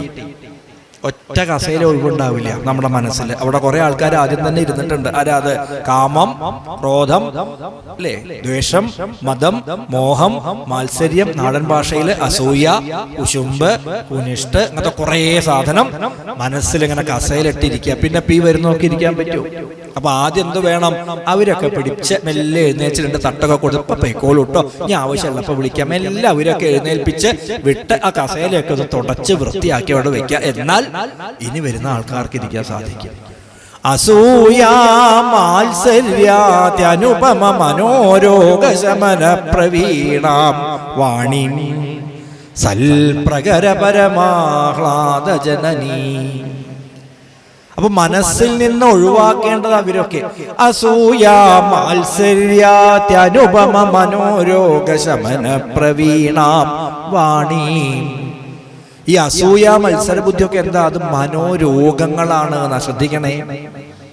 ശരീരത്തിലെ രോഗങ്ങൾ നമ്മൾ വേഗം കാണും, ചികിത്സിക്കും. പക്ഷെ മനസ്സിന്റെ രോഗങ്ങളെ പെട്ടെന്ന് നമുക്ക് തിരിച്ചറിയാൻ പറ്റാത്ത, അത് ചികിത്സിച്ചില്ലെങ്കിൽ ശരീരത്തിന്റെ രോഗത്തെക്കാൾ അപകടം ചെയ്യും. എന്ത്? ഈ മനോരോഗങ്ങൾ, മത്സരബുദ്ധി. അതുകൊണ്ട് ആദ്യം എന്താ വേണ്ടത്? മത്സരാദ്യം വെടിഞ്ഞ് എന്നുടെ വാക്കുകൾ. അച്ഛനോടും കൈകേയി മാതാവിനോടും വസിഷ്ഠനോടും ഒക്കെ നിനക്ക് ഇപ്പൊ ഉള്ളിലുള്ള ആ മത്സര ബുദ്ധി ഉണ്ടല്ലോ, അതൊക്കെ മാറ്റി വെച്ചിട്ട് കേൾക്കൂ ഉണ്ണി. പിന്നെ എനിക്കറിയാം നീ ഇപ്പൊ ഇതൊക്കെ പറഞ്ഞത് എന്തുകൊണ്ടാന്ന്.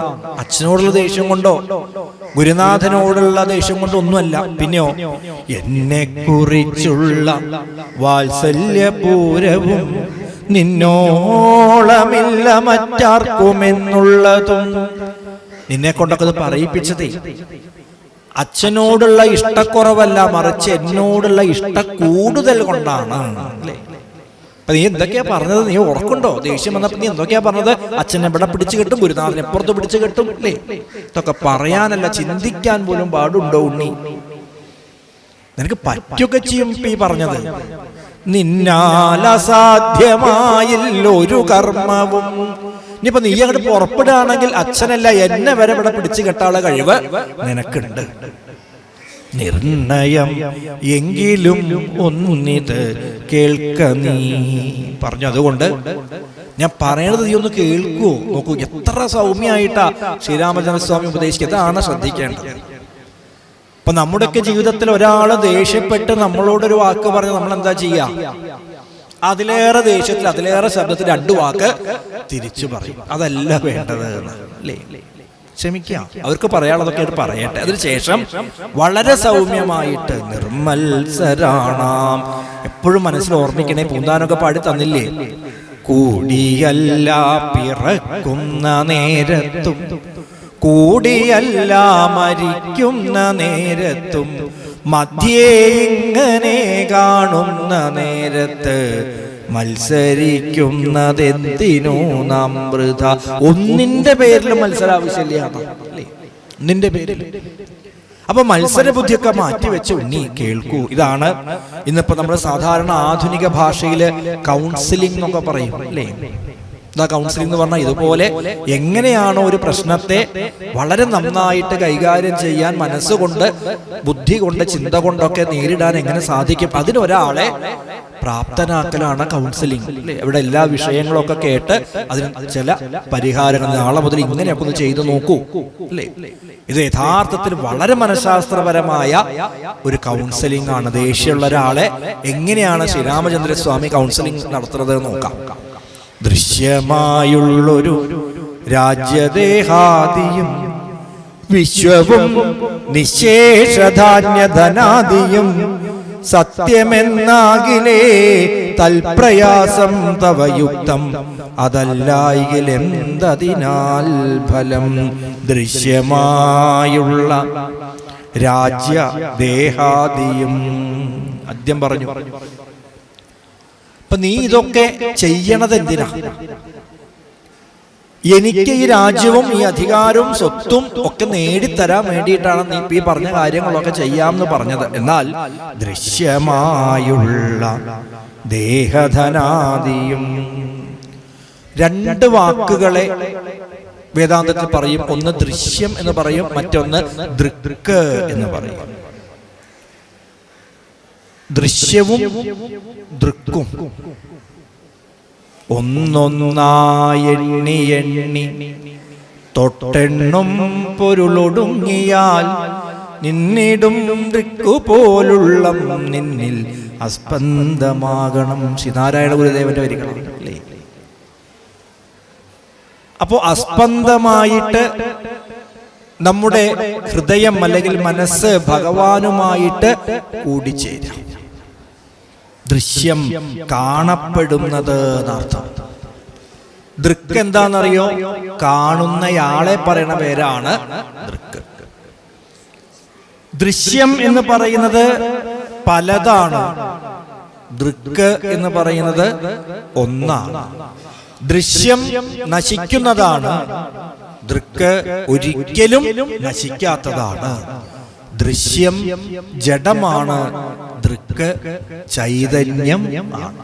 ഇത്രയും മനസ്സിലാക്കിയാലേ ഈ വാക്കിന്റെ അർത്ഥം. ദൃശ്യമായുള്ളൊരു രാജ്യദേഹാദിയും വിശ്വവും. ഇപ്പൊ രാജ്യവും ദേഹവും ഒക്കെ എന്താ? അത് വെറും ദൃശ്യമാണ്, ദൃക്കല്ല എന്ന് പറഞ്ഞാൽ അത് ജഡമാണ്, പലതാണ്, നശിക്കുന്നതാണ്, എന്നെന്നും നിലനിൽക്കുന്നതല്ല ഉണ്ണി. അതുകൊണ്ടല്ലേ അർജുനൻ ആ യുദ്ധക്കളത്തിന് നടുവിൽ തളർന്നു വീണിട്ട് പറഞ്ഞു, ന കാംക്ഷേ വിജയം കൃഷ്ണ ന ച രാജ്യം സുഖാനി ച കിം നോ രാജേന ഗോവിന്ദ കിം ഭോഗേർ ജീവിതേന വാ. എന്താ പറഞ്ഞത്? നകാംക്ഷേ വിജയം കൃഷ്ണ കൃഷ്ണ അഹം വിജയം നകാംക്ഷേ, എനിക്ക് വിജയിക്കാൻ ആഗ്രഹമില്ല. വിജയിച്ചപ്പോ എന്താ കിട്ടുക? രാജ്യവും സുഖമൊക്കെ. എന്തിനാത്? കിം നോ രാജേന ഗോവിന്ദ കിം ഭോഗേർ ജീവിതേന വാ. എന്തിനാ കൃഷ്ണ ഈ രാജ്യവും സുഖഭോഗങ്ങളൊക്കെ? പക്ഷെ അർജുനന് അപ്പോ ഒരു വൈരാഗ്യമൊക്കെ വന്നെങ്കിൽ ആ വൈരാഗ്യം എവിടെ നിന്ന് വന്നതാ? ശ്രദ്ധിക്കണേ, വികാരത്തിൽ നിന്ന് വന്ന വൈരാഗ്യമാണ്. അത് യഥാർത്ഥത്തിലുള്ള വൈരാഗ്യം അല്ല. യുദ്ധക്കളത്തിന് നടുവിൽ ചെല്ലുമ്പോ പാർത്ഥസാരഥിയായിരിക്കുന്ന ഭഗവാനോട് പറയേണ്ട ഒരു കൽപ്പനയൊക്കെ പുറപ്പെടുവിക്കേണ്ട അർജുനൻ. ഏതുപോലെ? അപ്പൊ നമ്മളില്ലേ ഒരു കാറൊക്കെ അല്ലെങ്കിൽ ഒരു ഓട്ടോറിക്ഷയൊക്കെ ടാക്സി ആയിട്ട് വിളിച്ചാൽ ഡ്രൈവറോട് നമ്മൾ പറയും, എന്താ ആ കടയുടെ മുമ്പിൽ ഒന്ന് നിർത്തണം കേട്ടോ, അവിടെ ഒരു സാധനം വാങ്ങാണ്ട ഇവിടെ ഒന്ന് നിർത്തണം എന്ന് പറയുന്നത് പോലെ ആ രഥത്തിൽ അങ്ങോട്ട് കയറിയിരുന്ന ശ്രീകൃഷ്ണ ഭഗവാന്റെ ഒരു കൽപ്പനയുണ്ട്. എന്താ കൽപ്പന? സേനയോരുഭയോർ മധ്യേ രഥം സ്ഥാപയമേച്യുത. ഹേ അച്യുത, ഉഭയോർ സേനയോർ മധ്യേ മേ രഥം സ്ഥാപയ. ഈ രണ്ട് സൈന്യങ്ങളുടെ ഇടയിൽ ഈ രഥത്തെ ഒന്ന് കൊണ്ടുചെന്ന് നിർത്തൂ ഓ എന്ന് പറഞ്ഞു ഭഗവാൻ. അവിടെ കൊണ്ടേ നിർത്തി. എന്നിട്ട് പറഞ്ഞു, നല്ലോ നോക്കിക്കോൾട്ട് അർജുന, ആ കാണുന്നില്ലേ, ആദ്യം കാണുന്നു ആ നരച്ചത് അടിയൊക്കെ ആയിട്ട് ഭീഷ്മ പിതാമഹനാണ്. കുട്ടിയാവുമ്പോ നിന്നെ ഒക്കെ ഇങ്ങനെ വെച്ച് കൊണ്ടു നടന്ന ആളാണ്. ഇപ്പുറത്ത് ശരിക്കും കണ്ടു അമ്പും വില്ലൊക്കെ പിടിച്ച് ദ്രോണര് ആദ്യമായിട്ട് നിന്റെ കുഞ്ഞി കൈക്ക് അമ്പും വില്ലും തന്ന ആളാണ്. ഇവരെയൊക്കെയാണ് വധിക്കേണ്ടത്. ടീം ഒരു ശബ്ദം നോക്കുമ്പോ അർജുനൊക്കെ കൂടി ഉണ്ട് താഴത്ത്. കാണ്ഡീവം സംസതേ ഹസ്താത് തുക്ചൈവ പരിദഹ്യതേ വേപദുശ്ച ശരീരേ മേ രോമഹർഷശ്ച ജായതേ. ഗാണ്ഡീവൊക്കെ ഊർന്നു വീണു, തല കറങ്ങി വിയർത്ത് കുളിച്ച് അവിടെ ഇരിക്കണം. അവിടെ ഇരുന്നിട്ടാണ് മൂപ്പരുടെ ഈ മറുപടിയൊക്കെ. എന്ത്? നകാംക്ഷേ വിജയം കൃഷ്ണ നജരാജ്യം സുഖാനി ച.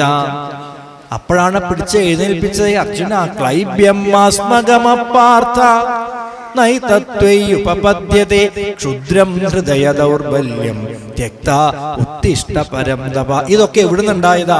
വികാരത്തിൽ നിന്നുണ്ടായതാ അർജുന. ശരിക്കും നമുക്ക് വൈരാഗ്യമൊക്കെ എവിടുന്ന് വരണം? വിവേകത്തിൽ നിന്ന് വരണം, അല്ലേ?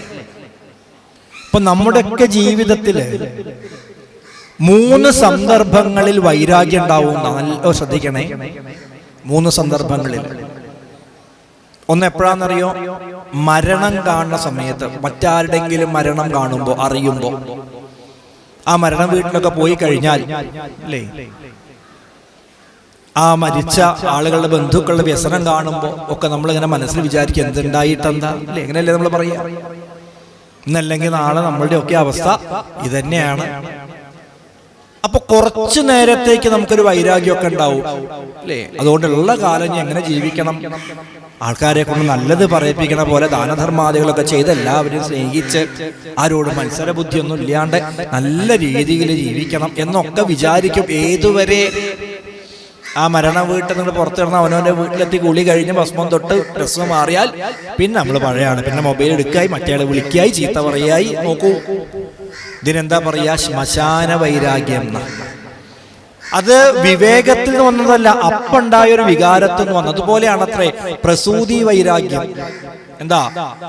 പ്രസവ സമയത്ത്, സാധാരണ പ്രസവമാണെങ്കിൽ ആ പ്രസവ വേദന ഏറ്റവും വലിയ വേദന എന്നാ പറയാ. പ്രസവ വേദന അനുഭവിക്കുന്ന സമയത്ത് അമ്മയാകാൻ പോകുന്ന സ്ത്രീ അല്ലെങ്കിൽ ആ അമ്മ അപ്പ മനസ്സിൽ വിചാരിക്കത്രേ, ദൈവമേ ഇനി ഒരു കാലത്തും ഞാൻ പ്രസവിക്കില്ല, എനിക്ക് മതിയായി, ഇതോടുകൂടി മതി. എന്തൊരു വേദന, എനിക്ക് സഹിക്കാൻ വയ്യ.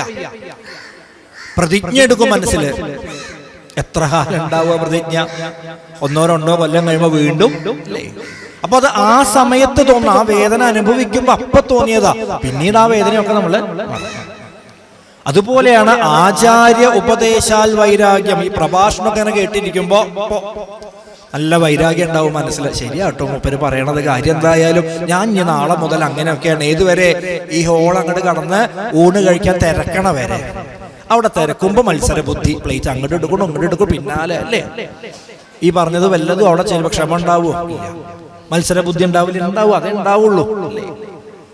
ഇതൊക്കെ നൈമിഷികമായിട്ട് വികാരങ്ങളിൽ നിന്ന് വരുന്നതാ. ഇതല്ല വൈരാഗ്യം. പിന്നെയോ ഇതൊക്കെ എവിടുന്ന് വരണം? വിവേകത്തിൽ നിന്ന് വരണം. ഇപ്പൊ നിനക്ക് ഈ വന്ന ദേഷ്യമൊക്കെ ഉണ്ടല്ലോ, ഇതൊക്കെ വൈകാരികമാണ് ലക്ഷ്മണ. പോരെ, ഈ രാജ്യമൊക്കെ എത്ര കാലം ഉണ്ടാവുക? ശരീരം കളത്രം സുതം ബന്ധുവർഗം വയസ്യം ധനം സക്മഭൃത്യം ഭുവം ച സമസ്തം പരിത്യജ്യ കഷ്ടം ഏകോ ഗമിഷ്യാമി ദുഃഖേണ ദൂരം കിലാം.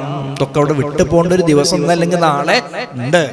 ശരീരം കളത്രം സുതം ബന്ധുവർഗം വയസ്യം ധനം സക്മഭൃത്യം ഭുവം ച സമസ്തം പരിത്യജ്യ. ശരീരം എന്താ ഈ ശരീരം എന്നുള്ള വാക്കിന്റെ അർത്ഥം?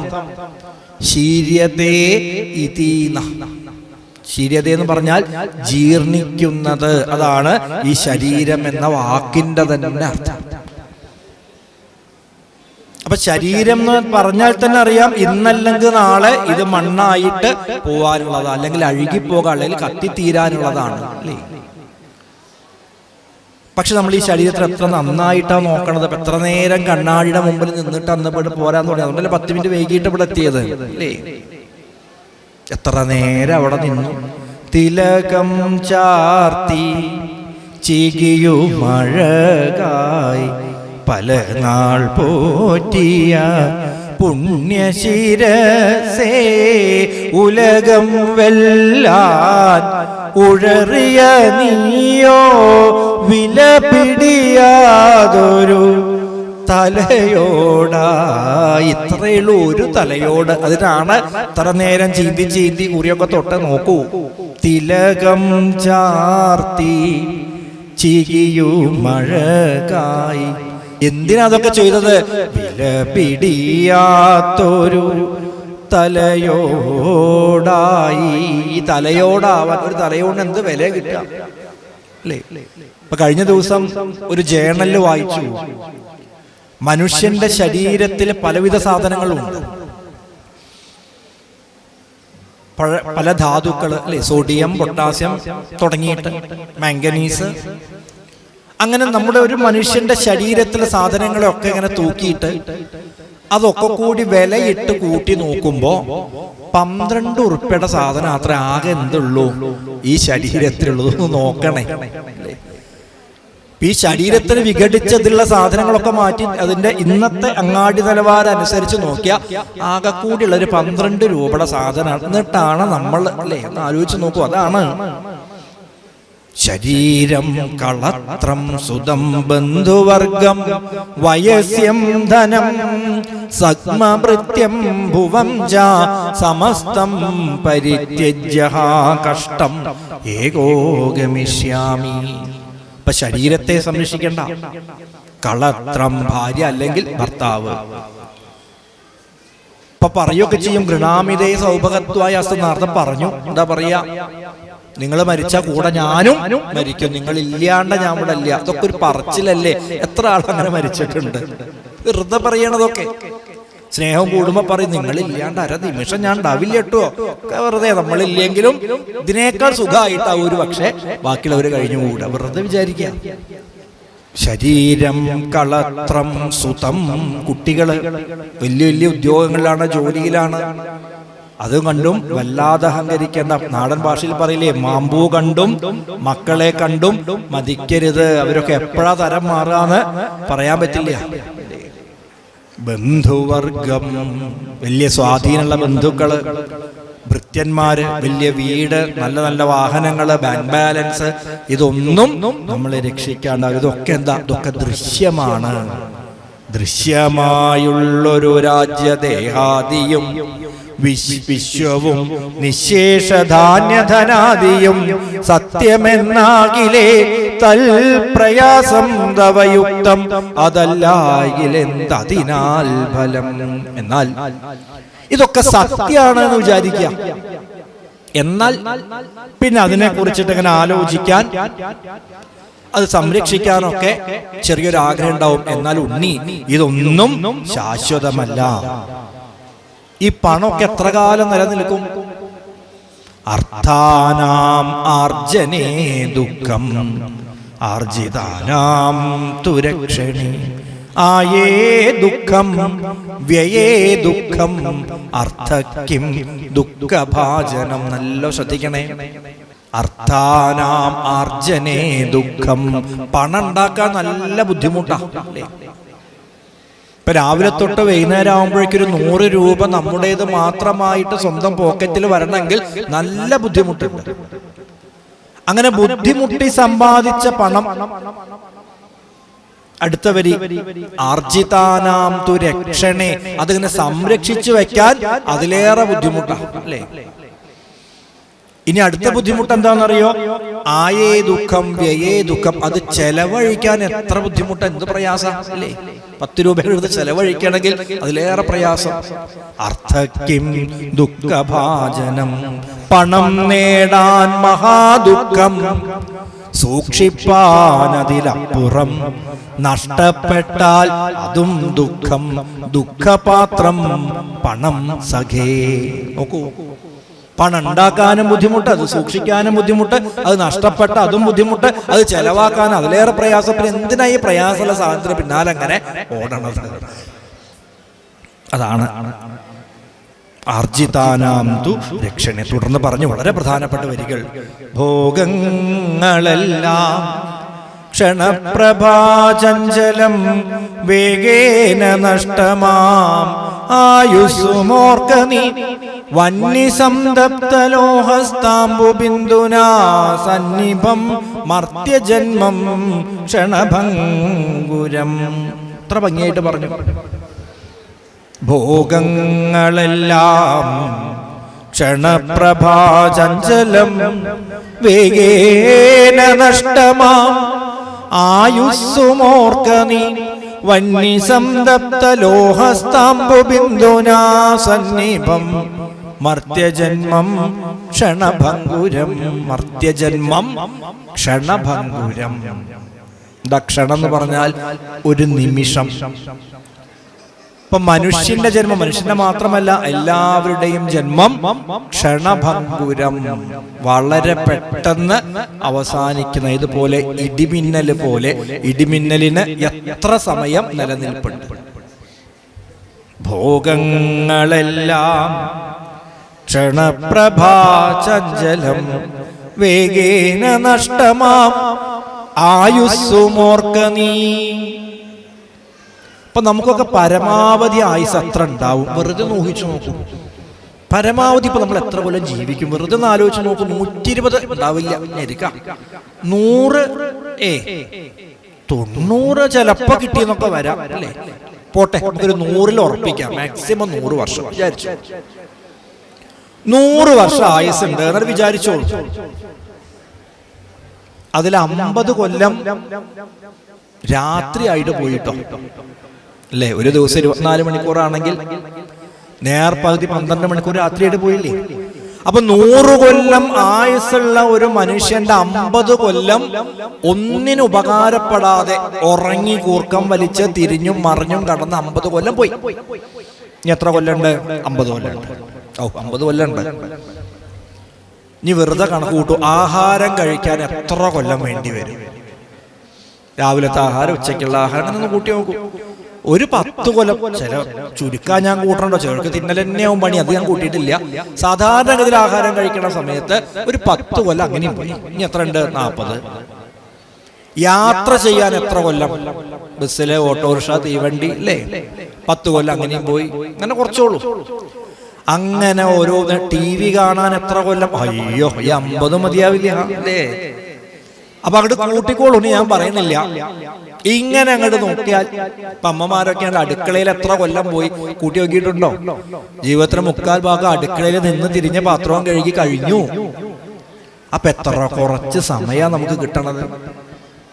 ബാലസ്താവത് ക്രീഡാസക്ത തരുണസ്താവൽ തരുണീസക്ത വൃദ്ധസ്താവൽ ചിന്താഗ്രസ്ത. ആചാര്യസ്വാമി എത്ര ഭംഗിയായിട്ട് പറഞ്ഞു. ബാലസ്താവത് ക്രീഡാസക്ത, കുട്ടിക്കാലം കളി കളി കളി കളി വേറെ ഒന്നുമില്ല, വിശപ്പ് പോലും ഇല്ല, കളിക്ക് തന്നെ. അങ്ങനെ പോയി. തരുണസ്താവൽ തരുണീ സക്ത, യൗവനകാലം യൗവനത്തിൻ്റെതായ മോഹങ്ങളും മോഹഭംഗങ്ങളും ഒക്കെ ആയിട്ട് അങ്ങനെ പോയി. അങ്ങനെ വയസ്സായി. വൃദ്ധസ്താവൽ ചിന്താഗ്രസ്ത, വാർദ്ധക്യത്തില് ചിന്തകളൊക്കെ തുടങ്ങുന്ന. എന്താ ചിന്ത? ഓരോരോ അസുഖങ്ങളൊക്കെ വന്നിട്ടുണ്ടാവും, മക്കളൊന്നും അടുത്തില്ല. അങ്ങനെ ഇരുന്ന് ചിന്തിക്കുക, വേണ്ടതും വേണ്ടാത്തതൊക്കെ. രാമായണം തന്നെ പറയും ചിന്താ കാര്യവിനാശിനി. അപ്പൊ ഇങ്ങനെ ജീവിതത്തിൽ എത്ര സമയമാണ് വെറുതെ വെറുതെ വെറുതെ വെറുതെ പോയിക്കൊണ്ടിരിക്കുന്നത്. എണ്ണി എണ്ണി കുറയുന്നിതായുസ്സും മണ്ടി മണ്ടി കരേറുന്നു മോഹവും. ആയുസ് ഓരോ നിമിഷവും കുറഞ്ഞുകൊണ്ടിരിക്കുന്നു. കുറച്ച് കഴിഞ്ഞാൽ പറയില്ലേ, ആയുസ് പോകുന്നതേതും അറിവീല മായാ സമുദ്രത്തിൽ മുങ്ങിക്കിടക്കയാൽ. നോക്കൂ, ഓരോ നിമിഷവും നമ്മുടെ ജീവിതത്തിൽ നിന്ന് ഇങ്ങനെ കൊഴിഞ്ഞ് കൊഴിഞ്ഞ് പോണപ്പോ ഇന്നലെ എന്നുള്ള ദിവസം പോയി കഴിഞ്ഞു. ഇന്നതാ ഉച്ചയാകുമ്പോണു, പകുതി ദിവസം കഴിഞ്ഞു. അറിയുന്നുണ്ടോ? ആശയാ ബദ്ധതേ ലോക കർമ്മണ ബഹുചിന്തയാ ആയുക്ഷീണം ന ജാനാതി തസ്മാൽ ജാഗ്രത ജാഗ്രത. ആചാര്യസ്വാമികൾ പറയും ആയുക്ഷീണം ന ജാനാതി. ഏതുപോലെ? വിളക്കിലെണ്ണ പോലെ. പ്രഭാഷണം തുടങ്ങുമ്പോൾ നിറയെ ഒഴിച്ചു വെച്ചതാ, ഇപ്പൊ കഴിയാറായി ഇല്ലേ? ഒറ്റയടിക്കടെ കഴിയാണോ ചെയ്തത്? ഓരോ തുള്ളി നോക്കിയിരിക്കുമ്പോ കാണുന്നില്ല, പക്ഷെ ഇടയ്ക്കിടയ്ക്ക് നോക്കുമ്പോ കുറേശ്ശെ കുറഞ്ഞു തുടങ്ങി. അതിനെ ഞാൻ പറഞ്ഞത് വെറുതെ ഒന്നുമല്ല. അപ്പോ അതിന്റെ ഇപ്പൊ ഉദാഹരണം പറഞ്ഞത് കുറച്ച് ഒഴിക്കട്ടെ ചേട്ടനെയാണ്. അപ്പൊ പറഞ്ഞത് ഇതുപോലെയാണ്. ഈ ഓർമ്മ വരുമ്പോ പിന്നെ നമ്മൾ ബാക്കി, ഈ ഓർമ്മ വരാനാണ് പ്രയാസം. ഓരോ നിമിഷവും ആയുസ് കുറഞ്ഞുകൊണ്ടിരിക്കുന്നു. നീറ്റിലെ പൊള്ളയ്ക്ക് തുല്യമാം ജീവനെ പോറ്റുവാൻ എത്ര ദുഃഖിക്കുന്നു മാനുഷർ. പറയും, അപ്പൊ നല്ല മഴക്കാലത്ത് മുറ്റത്തൊക്കെ വെള്ളം തളം കെട്ടി നിൽക്കും പണ്ട് കാലത്ത്. അപ്പോ ഇറയിൽ നിന്ന് ഒരു തുള്ളി ഇങ്ങോട്ട് വീഴുമ്പോ ഈ കെട്ടിക്കിടക്കുന്ന വെള്ളത്തിൽ മനോഹരമായൊരു വെള്ളത്തിന്റെ കുമിളയുണ്ടാവും, ഒരു പൊള്ളയുണ്ടാവും. നല്ല ഭംഗിയാ കാണാൻ. ഇതാ പൊള്ളയിൽ ഇങ്ങനെ 7 നിറങ്ങളൊക്കെ ചിലപ്പോ ഉണ്ടാവും, അതിമനോഹരാവും. അപ്പൊ ഒരു കുട്ടി ഇറയത്തിൽ നിൽക്കുമ്പോൾ അവൻ ആദ്യമായിട്ട് ഈ പൊള്ള ഉണ്ടായത് കണ്ടു. അവന് എന്തൊരു സന്തോഷമായി എന്നറിയും. അവന് ഉറക്ക കൈകൊട്ടി ചിരിച്ചു, തുള്ളിച്ചാടി. അടുത്ത നിമിഷം ടീം ഈ പൊള്ള പൊട്ടി. അവൻ സങ്കടമായി, അവൻ കരഞ്ഞു, ഉറക്കെ കരഞ്ഞു. എന്ത് പറഞ്ഞിട്ടാ? പൊട്ടി പൊട്ടി പൊട്ടി എന്ന് പറഞ്ഞ കാരണം അമ്മ ഓടി വന്നു. തന്നെ വിളിക്കേറ്റേ ആവും, എന്താ ഈ പേര് ഏതാണ്ട് എനിക്ക് ചേരുമല്ലോ, അതുകൊണ്ട് അമ്മ ഓടി വന്നു. എന്താ കുട്ടാ ചോദിച്ചു. അപ്പൊ പറഞ്ഞു, പൊട്ടി അമ്മേ. എന്താ പൊട്ടിയത്?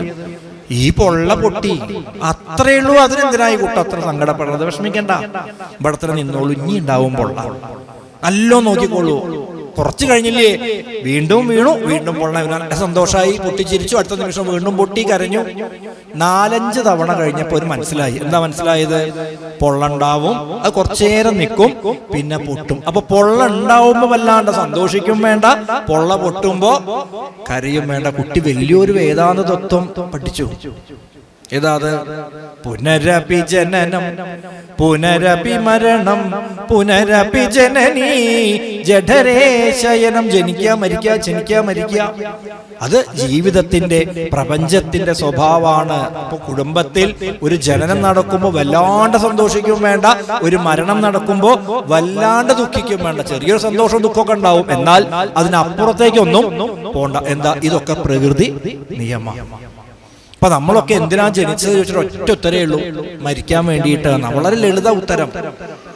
എന്തിനാ മരിക്കണത് ചോദിച്ചിട്ട് ഒറ്റ ഉത്തരേ ഉള്ളൂ, വീണ്ടും ജനിക്കാൻ. ഇത് മനസ്സിലാക്കിയാൽ തീർന്നു. ഞാൻ എപ്പോഴും പറയാറില്ലേ, നമ്മൾ ജീവിച്ചുകൊണ്ടിരിക്കുകയല്ല ചെയ്യണത്, മറിച്ച് മരിച്ചുകൊണ്ടിരിക്കുകയാണ്. ഓരോ നിമിഷവും മരിച്ചുകൊണ്ടിരിക്കുന്നു. 2 കൊല്ലം മുമ്പ് അളവെടുത്ത് തയ്പ്പിച്ച വസ്ത്രങ്ങളൊന്നും ഈ 2 കൊല്ലം കഴിയുമ്പോ പാകാവണില്ല. എന്താ കാരണം? ശരീരം മരിച്ചുപോയി. 2 കൊല്ലം മുമ്പുള്ള ഞാനല്ല ഇപ്പൊ ഇവിടെ ഉള്ള ഞാൻ. എന്താ ആ 2 കൊല്ലം മുമ്പത്തെ ശരീരം ഇപ്പൊ ഇല്ല. എന്തിന് 2 കൊല്ലം തൊട്ട് മുമ്പുള്ള നിമിഷത്തെ ശരീരമല്ല ഇതിലുള്ളത് അല്ലേ? പറയില്ലേ, ഒരു പുഴയിൽ ഒന്നിൽ കൂടുതൽ തവണ കുളിക്കാൻ പറ്റില്ല എന്നാ. അതെന്താ? പുഴ അവിടെ തന്നെ ഉണ്ടാവില്ല, പുഴ ഉണ്ടാവും. പക്ഷെ നമ്മൾ മുങ്ങി നിവരുമ്പോഴേക്കും നമ്മൾ മുങ്ങിയ വെള്ളം എവിടെ പോയി? ഒഴുകിപ്പോയി. പിന്നെ വരുന്ന പുതിയ വെള്ളം. അപ്പൊ അതുപോലെ ജീവിതം മുന്നോട്ട് പോകുമ്പോ ജീവിക്കെല്ലാം മറിച്ച് നശിച്ചുകൊണ്ടിരിക്കണു എന്നാണ്. ഈ മരണം എന്ന് തുടങ്ങിയെന്നറിയോ? ജനിച്ച അന്ന് തൊട്ട് തുടങ്ങി. ജനിച്ചന്നു തൊട്ടേ മരിക്കുന്നു ദേഹം, മരിച്ചന്നു തൊട്ടേ ജനിക്കുന്നു വീണ്ടും. ശ്രദ്ധിച്ച് കേൾക്കണേ. ജനിച്ചന്നു തൊട്ടേ മരിക്കുന്നു ദേഹം, മരിച്ചന്നു തൊട്ടേ ജനിക്കുന്നു വീണ്ടും. മരിക്കാത്ത ദേഹിക്കിടയ്ക്കൊന്നിരിക്കാൻ എടുക്കുന്നതല്ലോ മരിക്കുന്ന ദേഹം. അത്രയുള്ളൂ. അപ്പോ ഈ ജനന മരണങ്ങൾ ഇങ്ങനെ സംഭവിച്ചുകൊണ്ടേയിരിക്കുന്നു.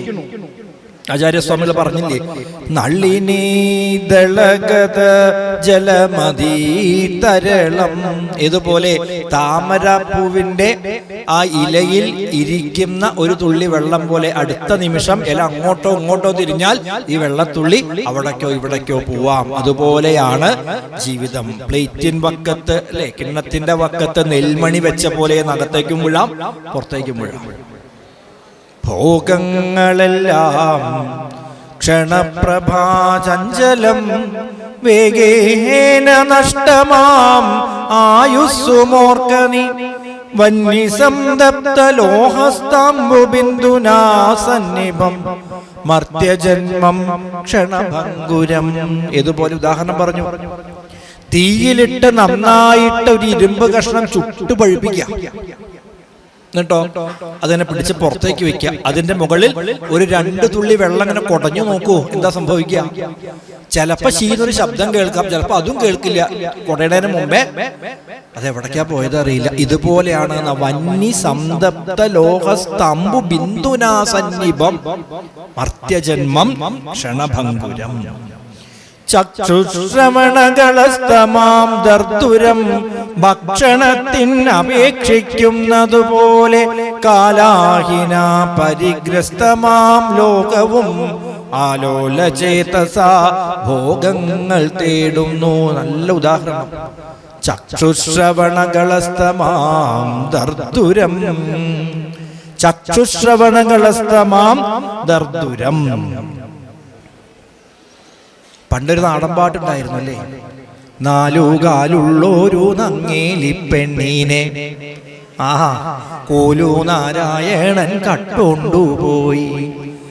നങ്ങേലിപ്പെണ്ണെ നാരായണൻ കട്ടു, പക്ഷെ നങ്ങേലിക്കും നാരായണനും വിശേഷണം കൊടുത്തു. നങ്ങേലി എങ്ങനെയാ?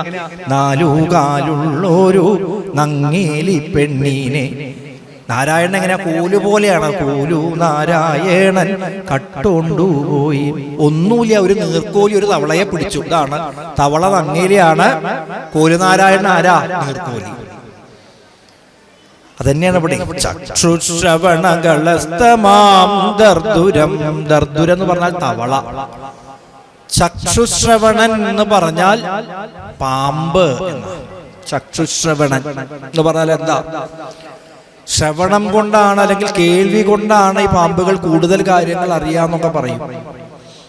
കാണണേക്കാൾ അല്ലെ, ഇപ്പം മണ്ണിനോട് ചേർന്ന് കിടക്കണ ജീവി, അതുകൊണ്ട് മണ്ണിൽ പതിക്കുന്ന ഓരോ ശബ്ദവും പെട്ടെന്ന് മനസ്സിലാക്കാൻ സാധിക്കും. അതനുസരിച്ചിട്ടാണത് പരിസരങ്ങളെ നിരീക്ഷിക്കണത്. അതുകൊണ്ടല്ലേ പണ്ടത്തെ ആൾക്കാരൊക്കെ പറയും, വെളിച്ചില്ലാണ്ട് നടക്കുകയാണെങ്കിൽ കാല് നല്ലോണം അമർത്തി ചവിട്ടി ചവിട്ടി നടന്നാൽ ഈ ശബ്ദം കേൾക്കുമ്പോൾ അഥവാ ഇഴജീവികൾ അവർക്ക് മനസ്സിലാവും ആരോ വരുന്നുണ്ട്, അപ്പൊ അവരൊരു സൈഡിലേക്ക് പോകും.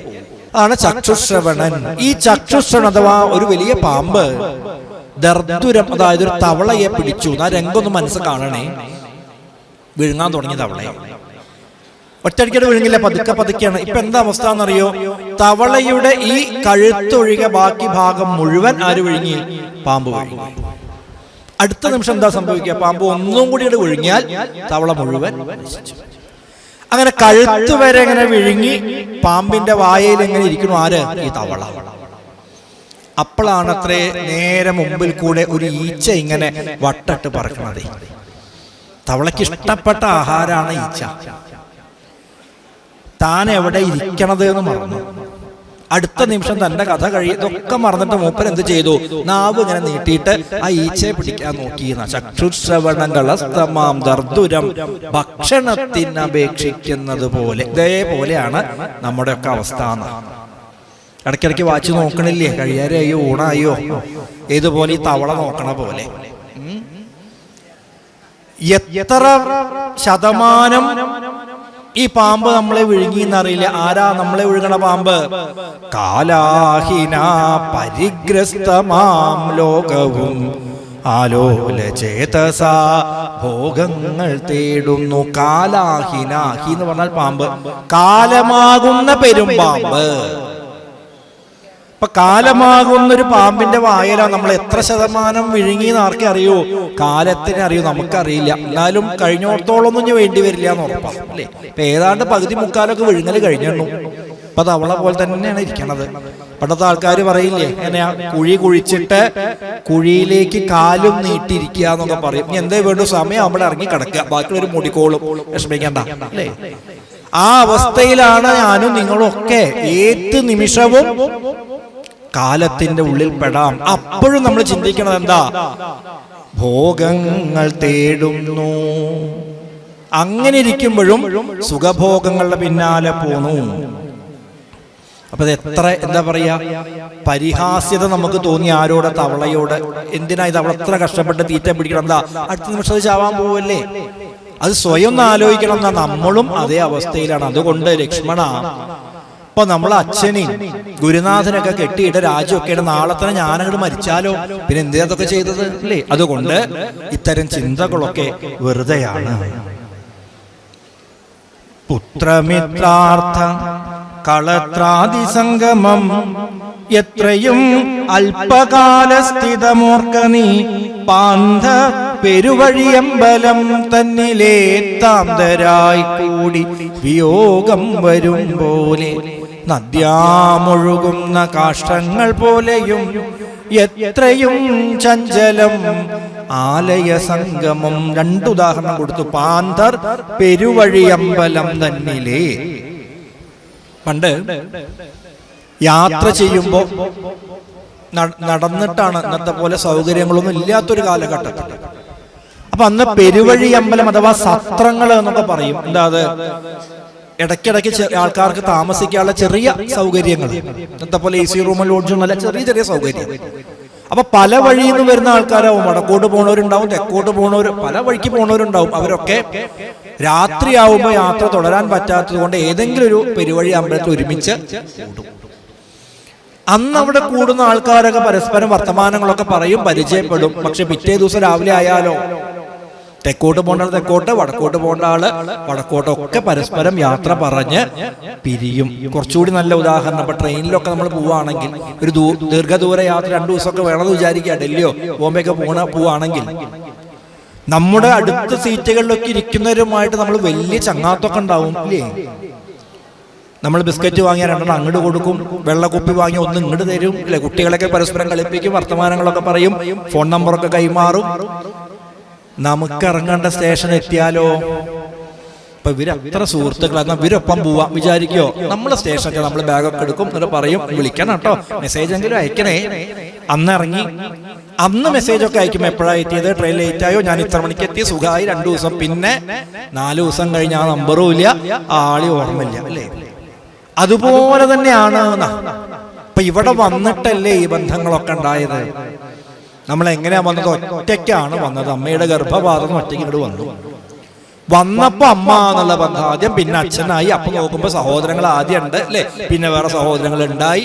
പിന്നെ വിവാഹമൊക്കെ കഴിഞ്ഞപ്പോ വേറൊരു കുടുംബവുമായിട്ട് ബന്ധമായി, നാട്ടുകാരായി, വീട്ടുകാരായി. നോക്കൂ, ഈ ബന്ധങ്ങളൊക്കെ ഇവിടെ വന്ന ശേഷം ഉണ്ടായതാണ്, മുൻപുള്ളതല്ല. ഇവിടെ വന്നുണ്ടാക്കിയതൊക്കെ എന്ത് ചെയ്യണം? ഇവിടെ വിട്ടിട്ട് തന്നെ പോണം. ഇവരാരും നമ്മൾ പോകുമ്പോ ഒപ്പം വരൂല്ല, നേരത്തെ പറഞ്ഞ പോലെ അല്ലേ? ആരും വരില്ല. വന്നതുപോലെ തിരിച്ച് പോണം. പറയും സാധാരണ വരുമ്പോ ഒരു കുഞ്ഞ് പ്രസവിക്കുമ്പോ ആ കുഞ്ഞ് രണ്ട് കുഞ്ഞിക്കൈകൾ ഇങ്ങനെ ഇറുക പിടിച്ചിട്ട് അത്രേ വരിക. കുട്ടിയുടെ രണ്ട് കൈയ്യും മുറുകി പിടിച്ചിട്ടുണ്ടാവും. എന്താ അത്? അവന് ഈ ജന്മം കൊണ്ട് ഈ ലോകത്തിൽ കുറെ കാര്യങ്ങൾ ചെയ്യാൻ, അത് കൈപ്പിടിയിൽ ഒതുക്കിയിട്ട് അവൻ വരണത്. സ്വാഭാവികമായിട്ട് മരിച്ചു പോകുമ്പോ എങ്ങനെയാ മരിക്കാന്ന് ഒരു കൈ ഇറുകി പിടിച്ച് ആരും മരിക്കില്ല. രണ്ട് കൈയും അങ്ങനെ ഉണ്ടാവും. എന്താ കൊടന്നതൊക്കെ കഴിഞ്ഞിട്ടോ, ഇനി എന്റെ കയ്യില് ഒന്നുമില്ല, അങ്ങനെ തന്നെ പോണം. അപ്പൊ ഇതാണ് ജനനത്തിന്റെ, ജീവിതത്തിന്റെ ഒക്കെ നിരർത്ഥകത. എല്ലാം അർത്ഥാഗൃഹേ നിവർത്തന്തേ ശ്മശാനേ പുത്രബാന്ധവാ. എത്ര പണം സമ്പാദിച്ചാലും അർത്ഥാഗൃഹേ നിവർത്തന്തേ. മരിച്ചു പോകുമ്പോ ATM കാർഡ് കൊണ്ടുപോവാച്ച അരയിൽ വെച്ചിട്ട് കാര്യമൊന്നുമില്ല, അത് അവിടെ കടക്കും അല്ലേ. ശ്മശാനേ പുത്രബാന്ധവ. കുറച്ചു പേരൊപ്പം പോരും. ആരാ? പുത്രന്മാര്, ബന്ധുക്കളൊക്കെ. ഏതുവരെ? ശ്മശാനേ. അത് ഇഷ്ടണ്ടായിട്ട് പോരുന്നല്ല, നിവൃത്തികേടുകൊണ്ട് പോരും. അത് കൊണ്ടേയിടണ്ടേ, അതിന് വേണ്ടിയിട്ട് 4 ആള് പിടിക്കണം, അതുകൊണ്ട് പോന്നതാ. അവിടെ വെച്ച് ചെത അങ്ങോട്ട് കൊളുത്തി അവിടുത്തെ ചടങ്ങൊക്കെ ഏതാണ്ട് കഴിഞ്ഞാൽ മുഴുവൻ കത്തി തീരാൻ വരെ ക്ഷമല്ല. അപ്പോഴേക്കും പറയുന്നത് ഇനി പോവാ. എന്താ അത്? അവിടെ കുട്ടികളൊക്കെ ഇല്ലേ, അവർക്ക് എന്തെങ്കിലുമൊക്കെ കൊടുക്കണ്ടേ. ഇപ്പൊ ഇന്നലെ കഴിഞ്ഞതാണ്, ഇപ്പോഴത് കഴിഞ്ഞത്. അതുകൊണ്ട് ആഹാരമൊക്കെ ഉണ്ടാക്കുക, കാപ്പി ഉണ്ടാക്കുക അല്ലേ. ശ്മശാനേ പുത്രബാന്ധവ. അപ്പൊ ഇത്രയേ ഉള്ളൂ നമ്മുടെ ഇഹലോകത്ത് നിന്ന് നമ്മൾ സ്വീകരിച്ചിട്ടുള്ള, ഉണ്ടാക്കിയിട്ടുള്ള സകല കാര്യങ്ങളും. അതുകൊണ്ടാണ് ഭഗവാനോട് പ്രാർത്ഥിക്കുന്നത് നമ്മൾ അല്ലേ. ത്വമേവ മാതാ ച പിതാ ത്വമേവ ത്വമേവ ബന്ധുശ്ച സഖാ ത്വമേവ ത്വമേവ വിദ്യാദ്രവിണം ത്വമേവ ത്വമേവ സർവം മമ വാസുദേവ അന്യഥാ ശരണം നാസ്തി ത്വമേവ ശരണം മമ തസ്മാൽ കാരുണ്യഭാവേന രക്ഷ രക്ഷ മഹേശ്വരി. അമ്മയോട് അതാ നമ്മൾ പ്രാർത്ഥിക്കുക. വേറെ ആരും ശരണമായിട്ടില്ല എന്ന് മുൻകൂട്ടി തിരിച്ചറിയാം. ഇതൊന്നും എന്നെന്നും നിലനിൽക്കുന്നതല്ല. പിന്നെയോ നദ്യാമൊഴുകുന്ന കാഷ്ടങ്ങൾ പോലെയും എത്രയും ചഞ്ചലം ആലയ സംഗമം. ഈ പുഴ ഒഴുകുമ്പോ ചെറിയ ചെറിയ മരക്കഷ്ണങ്ങള്, വിറക് കൊള്ളികളൊക്കെ ഒഴുകി വരും. ഈ ഒഴുക്കിന്റെ ഓളത്തിനനുസരിച്ച് ചിലപ്പോൾ എന്ത് ചെയ്യും, പുഴയുടെ ഒരു ഭാഗത്ത് ഇതൊക്കെ ഇങ്ങനെ അടിഞ്ഞുകൂടും. ഈ ചെറിയ വിറക് കഷ്ണം, ഇലകളൊക്കെ ഇതുവരെ അടുത്ത ഒഴുക്ക് വരുമ്പോൾ അതൊക്കെ കൂടി വീണ്ടും ഒലിച്ചു പോകും. ഇതുപോലെ താൽക്കാലികമായ ഒരു കൂടിച്ചേരലുകൾ മാത്രമാണ്. അടുത്തതായി പറഞ്ഞു, ലക്ഷ്മിയും അസ്ഥിരയല്ലോ മനുഷ്യർക്ക്, നിൽക്കുമോ യൗവനവും പുനരധ്രുവം. ലക്ഷ്മിയും അസ്ഥിരയല്ലോ. ഇന്ന് കയ്യിൽ പണുണ്ട് എന്ന് വെച്ചിട്ട് വല്ലാതെ ഒന്നും അഹങ്കരിക്കണ്ട. എന്താ കാരണം? ഇത് ഇപ്പൊ നമ്മുടെ കയ്യില്, നാളെ ഇത് മറ്റാരുടെയൊക്കെയോ കയ്യില് പോവാനുള്ളതാണ്. ഇപ്പൊ നമ്മളുടെ വീടാണ്, നമ്മളുടെ മണ്ണാണ് എന്നും പറഞ്ഞ് അഹങ്കരിക്കുന്ന, നമ്മുടെ വീട് ഇരിക്കുന്ന സ്ഥലത്തിന്റെ ആധാരമൊക്കെ ഉണ്ടല്ലോ, അതൊക്കെ ഒന്ന് വായിച്ചു നോക്കണേ ഒഴിവുള്ളപ്പോ. രജിസ്റ്റർ ഓഫീസിലൊക്കെ പോവാ, എന്നിട്ട് അതിന്റെ അടിയാധാരം എന്നൊക്കെ പറയാം, അതൊക്കെ ഒന്ന് ഇടിപ്പിക്കാം. കുറച്ച് പൈസയൊക്കെ ഫീസ് കെട്ടണം, എന്നാലും വേണ്ടില്ല, അതൊക്കെ എടുത്ത് വായിച്ചു നോക്കാം. അപ്പൊ അറിയും ഇത് നമ്മളുടെ അച്ഛന്റെയും അച്ഛന്റെ അച്ഛന്റെ അടുത്തൊക്കെ വരണേന്റെ മുമ്പേ ഇത് വേറെ ആരുടെയൊക്കെയോ കയ്യിൽ കൂടെ വന്നതാ. നമ്മളുമായിട്ട് ഒരു ബന്ധമില്ലാത്ത ആൾക്കാരുടെ കയ്യിൽ കൂടെ വന്ന് വന്ന് വന്ന് വന്ന് വന്ന് ഇപ്പൊ നമ്മുടെ കയ്യിലുണ്ട്. ഇനി നിങ്ങൾ വിചാരിക്കണോ നിങ്ങളുടെ കാലശേഷത്ത് മക്കളെ തന്നെ നോക്കും? വിചാരിക്കരുതേ. ഒരു തലമുറ കൂടിയൊക്കെ നോക്കിയെന്നിരിക്കും. അത് കഴിഞ്ഞാലോ അവരത് അടുത്ത ആർക്കെങ്കിലും വിൽക്കും, അവരവരുടെ വഴിക്ക്. ഇപ്പൊ നമ്മളില്ലേ, ആ മാവ് വെട്ടണ്ട, അത് നല്ല മാവ, എന്ത് വെട്ടി എന്ത് വേണം അല്ലേ. അപ്പൊ നോക്കൂ, ഇത്തരത്തിൽ നമ്മുടെ സ്വത്ത് എന്ന് നമ്മൾ ഇപ്പൊ വിചാരിക്കുന്നതൊക്കെ ഇനിയും കൈമാറി കൈമാറി കൈമാറി പോകാനുള്ളതാണ്. ലക്ഷ്മിയും അസ്ഥിരയല്ലോ മനുഷ്യർക്ക്, നിൽക്കുമോ യൗവനവും പുനരധ്രുവം. അതുപോലെ ആരോഗ്യം, യൗവനം, എല്ലാ കാലത്തും ഈ ആരോഗ്യം ഉണ്ടാവും, യൗവനം ഉണ്ടാവും എന്നൊന്നും നമ്മൾ ആരും ഒരിക്കലും വിചാരിക്കരുത്. നേരത്തെ പറഞ്ഞില്ലേ, ഓരോ നിമിഷവും ശരീരം ഇങ്ങനെ ക്ഷയിച്ചുകൊണ്ടിരിക്കണം അല്ലേ. ഞാൻ ഇന്നലെ ഇവിടെ 2-3 അമ്മമാരോട് ചോദിച്ചു, സ്ഥിരം കാണുന്ന കുറെ അമ്മമാരെ കാണാനില്ലല്ലോ എന്ന് പറഞ്ഞ. അവര് വയ്യ, കുറെ പുറക്കുന്നു, വയ്യാത്തതാണ്. നോക്കൂ, അപ്പോ സ്ഥിരമായി വന്നിരുന്ന പലർക്കും കുറച്ച് വർഷങ്ങൾ കഴിയുമ്പോൾ ശരീരം വയ്യാതെ ആവണം. ഇനിയിപ്പോ നമ്മളൊക്കെ അത് കുറച്ച് കഴിയുമ്പോ പണ്ടൊക്കെ പോയിരുന്നു, ഇപ്പൊ വയ്യ അല്ലേ? തന്നെയുള്ള അവസ്ഥ. ഇത് നമ്മുടെ മാത്രല്ല, ശരീരത്തിനും സ്വത്തിനും ഒക്കെ ഈ അവസ്ഥയുണ്ട്. ലക്ഷ്മിയും അസ്ഥിരയല്ലോ മനുഷ്യർക്ക് നിൽക്കുമോ യൗവനവും പുനരധ്രുവം. അപ്പൊ ശരീരം എത്ര പെട്ടെന്നാ മാറി മറിയണത് അല്ലേ? ഒരു ദിവസം കണ്ണാടിയുടെ മുമ്പിൽ നിന്ന് തലമുടി ഇങ്ങനെ ചീന്തുമ്പോഴാണ് ഒരാളിങ്ങനെ നിറം മാറിയിട്ട് വെളുത്ത നിറത്തിൽ അയ്യോ ഇതൊരു സങ്കടം എന്ന് വന്നതെന്നറിയോ? ഇത്രയൊക്കെ ആയല്ലേ ആട്ടെ, മെല്ലെ അതിനെ പറിച്ചു കളഞ്ഞു. കുറച്ചു ദിവസം കഴിഞ്ഞപ്പോ പറിച്ചു കൊടുത്ത് ഒന്നിന് പകരം 4 എണ്ണം. കത്രിക എടുത്തു, വെട്ടി. ഇപ്പൊ നോക്കുമ്പോ ഞാൻ വെട്ടുകയാണെന്ന് വെച്ചാൽ മുഴുവൻ വെട്ടണം. അവിടുന്ന് ഇവിടുന്ന് ഒക്കെ നിറം മാറി. നമുക്ക് വിഷമമൊന്നുമില്ല, ചില പൊടിയൊക്കെ കിട്ടും, വാങ്ങാ കലക്കുക, അതങ്ങോട്ട് പൂശുക അല്ലേ? എത്ര കാലം ഈ നിറവും പൂശി നമ്മള് നടക്കും. തലമുടി ഒരു പക്ഷെ വെളുപ്പ് കറുപ്പാക്കാം, ബാക്കിയുള്ളതോ പല്ല് പോണു, കണ്ണു പൊഴിയണു, കവിള് ഒട്ടണു, തൊലികളൊക്കെ തൂങ്ങണു, ജര ബാധിക്കണു. ഇതൊക്കെ തടുക്കാൻ പറ്റുമോ? പറ്റില്ല. നിൽക്കുമോ യൗവനവും പുനരധ്രുവം. സ്വപ്ന സമാനം കളത്ര സുഖം നൃണാമൽപമായുസ്സും നിരൂപിക്ക ലക്ഷ്മണാം. രാഗാദി സങ്കുലമായുള്ള സംസാരം ആകെ നിരൂപിക്കിൽ സ്വപ്നതുല്യം സഖേ. ഓർക്ക ഗന്ധർവ നഗര സമമതിൽ മൂർഖന്മാർ നിത്യമനുക്രമിച്ചിടുന്നു. ആദിത്യദേവനുദിച്ചിതു വേഗേന യാദപതിയിൽ മറഞ്ഞിതു സത്വരം. നിദ്രയും വന്നിതുദയ ശൈനോപരി വിദ്രുതം വന്നിതു പിന്നെയും ഭാസ്കരൻ. യുദ്ധം അതിഭ്രമമുള്ളോരു ജന്തുക്കൾ ചിത്തേ വിചാരിപ്പതില്ല കാലാന്തരം. ആയുസ്സു പോകുന്നതേതുമറിവീല മായാസമുദ്രത്തിൽ മുങ്ങിക്കിടക്കയാൽ. വാർദ്ധക്യമോടു ജരാനരയും പൂണ്ട് ചീർത്തമോഹേന മരിക്കുന്നിതു ചിലർ. നേത്രേന്ദ്രിയം കൊണ്ടു കണ്ടിരിക്കെ പുനരോർത്തറിയും നീല മായതൻ വൈഭവം.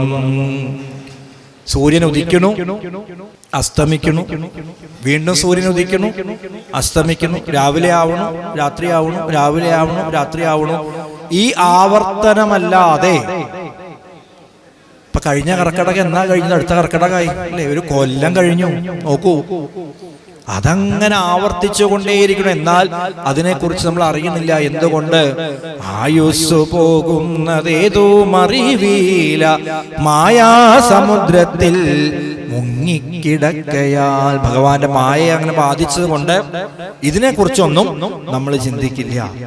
ഇപ്പോൾ പകൽ പിൽപ്പാടു രാത്രിയും പിൽപ്പാടു പിന്നെ പകലുമുണ്ടായി വരും.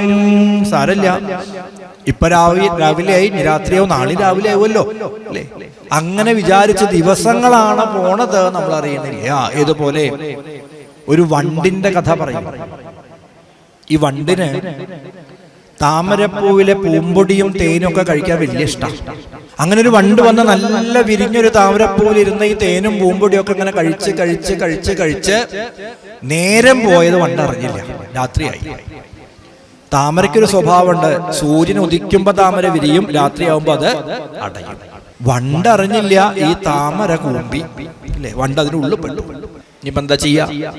വണ്ട് വിചാരിച്ചു സാരല്ല, നാളെ രാവിലെ വരല്ലേ, അതിപ്പോ ഇതുപോലെ ഇഷ്ടം പോലെ തേനൊക്കെ അതിലുണ്ടേ. ഇനി അപ്പൊ ഇന്ന് രാത്രിയും കൂടി ഇവിടെ കണ്ട് കൂടാ, രാവിലെ ആവുമ്പോ ഈ താമര വിരിയും, അപ്പൊ അതിന്റെ ഉള്ളിൽ നിന്ന് പറഞ്ഞ് രക്ഷപ്പെടാം. രാവിപ്പോൾ ക്ഷണമങ്ങൊടുങ്ങിടും, ഉഷസ്സെങ്ങും പ്രകാശിച്ചിടും. ദേവൻ സൂര്യനുദിക്കും, ഇക്കമലവും താനേ വിരിഞ്ഞിടുമേ. ഏവം മുട്ടിനകത്തിരുന്നളി മനോരാജ്യം തുടങ്ങിയിടവേ. ദൈവത്തിൻ മനമാരു കണ്ടു പിഴുതാൻ ദന്തീന്ദ്രന പത്മിനീം. പറയണു, രാവിപ്പോൾ ക്ഷണമങ്ങൊടുങ്ങിടും, രാത്രി ഇപ്പൊ കഴിയും. ഉഷസ്സെങ്ങും പ്രകാശിച്ചിടും, ദേവൻ സൂര്യനുദിക്കും, ഈ കമലവും താനേ വിരിഞ്ഞിടുമേ. ഏവം മുട്ടിനകത്തിരുന്നളി മനോരാജ്യം തുടങ്ങിയിടവേ. ഞാനൊക്കെ വിചാരിച്ചു വണ്ട അവിടെ ഇരിക്കുക. ദൈവത്തിൻ മനമാരു കണ്ടു പിഴുതാൻ ദന്തീന്ദ്രന പത്മിനിയും. അപ്പോഴാണ് ഒരു ആന ആ വഴിക്ക് വന്നത്. ആന എന്ത് ചെയ്തു? ഈ താമരമുട്ട ഇങ്ങോട്ട് പറിച്ചു, മൂപ്പര് സുഖമായിട്ട് അവിടെ കഴിച്ചു. ആ കൂട്ടത്തിൽ വണ്ടിന്റെ ജീവനും. ഇത് പഴയ കവിതയാണ്, പുതിയ കവിത ഉണ്ട്. രാവിപ്പോൾ അണയും, ഇപ്പൊ രാത്രിയാവും. പകൽ പണിയൊതുക്കേണം, ക്ഷണം പുത്തനാം TV സീരിയലുണ്ട്, എനിക്കത് വിടാതാദ്യം മുതൽ കാണണം. അമ്മ വിചാരിക്കുക, പണിയൊക്കെ വേഗം ഒതുക്കണം, ഇപ്പൊ വൈകുന്നേരമാവും, 6 മണിയാവും, ഇന്നൊരു സീരിയൽ തുടങ്ങണം, ആദ്യം മുതൽ കണ്ടാലേ കഥ മനസ്സിലാവുള്ളൂ. ഇല്ല കേട്ടോ, മാസത്തിൽ ഒരു ദിവസം കണ്ടാൽ മതി, കഥയ്ക്ക് വലിയ മാറ്റമൊന്നും ഉണ്ടാവില്ല. രാവിപ്പോളണയും, പകൽ പണിയൊതുക്കേണം, ക്ഷണം പുത്തനാം TV സീരിയലുണ്ട്, എനിക്കത് വിടാതാദ്യം മുതൽ കാണണം.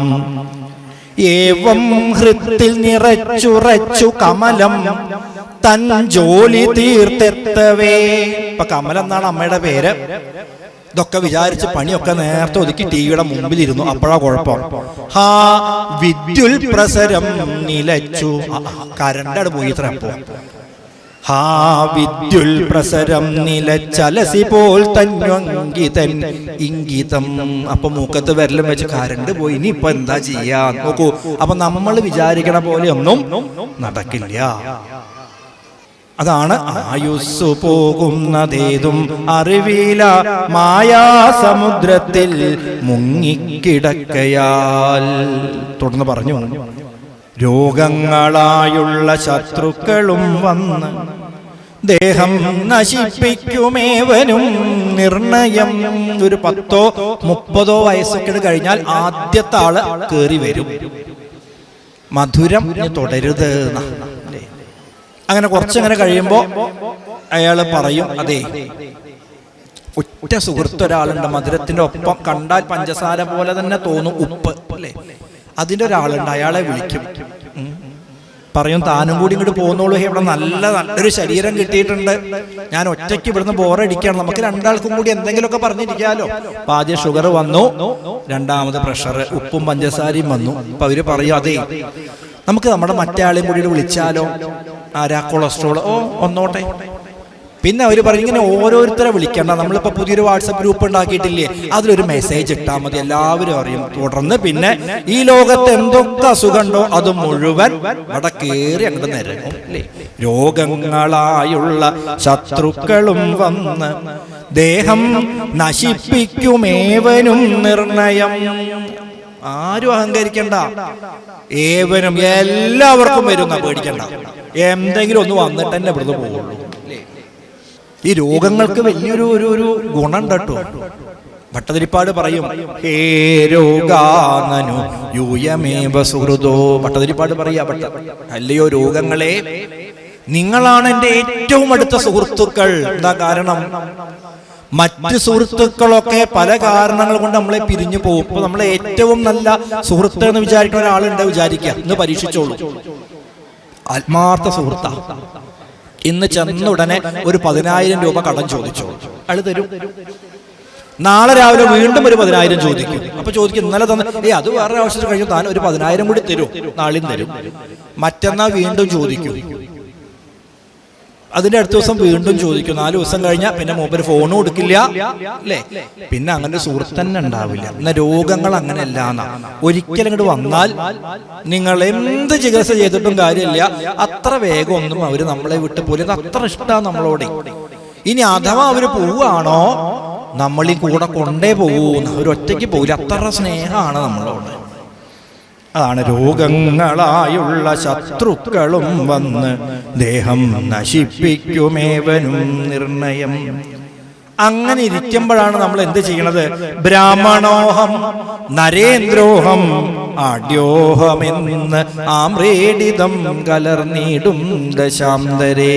അങ്ങനെ ഇരിക്കുമ്പോഴാണ് നമ്മൾ എന്തൊക്കെ പറയണത്? ഞാൻ ബ്രാഹ്മണനാണ്, അല്ലെ ഞാൻ ആഢ്യനാണ്, ഞാൻ സമ്പന്നനാണ്, ഞാൻ പണ്ഡിതനാണ്, ഞാൻ സുന്ദരനാണ്, ഞാൻ ആരോഗ്യവാനാണ്, അല്ലേ?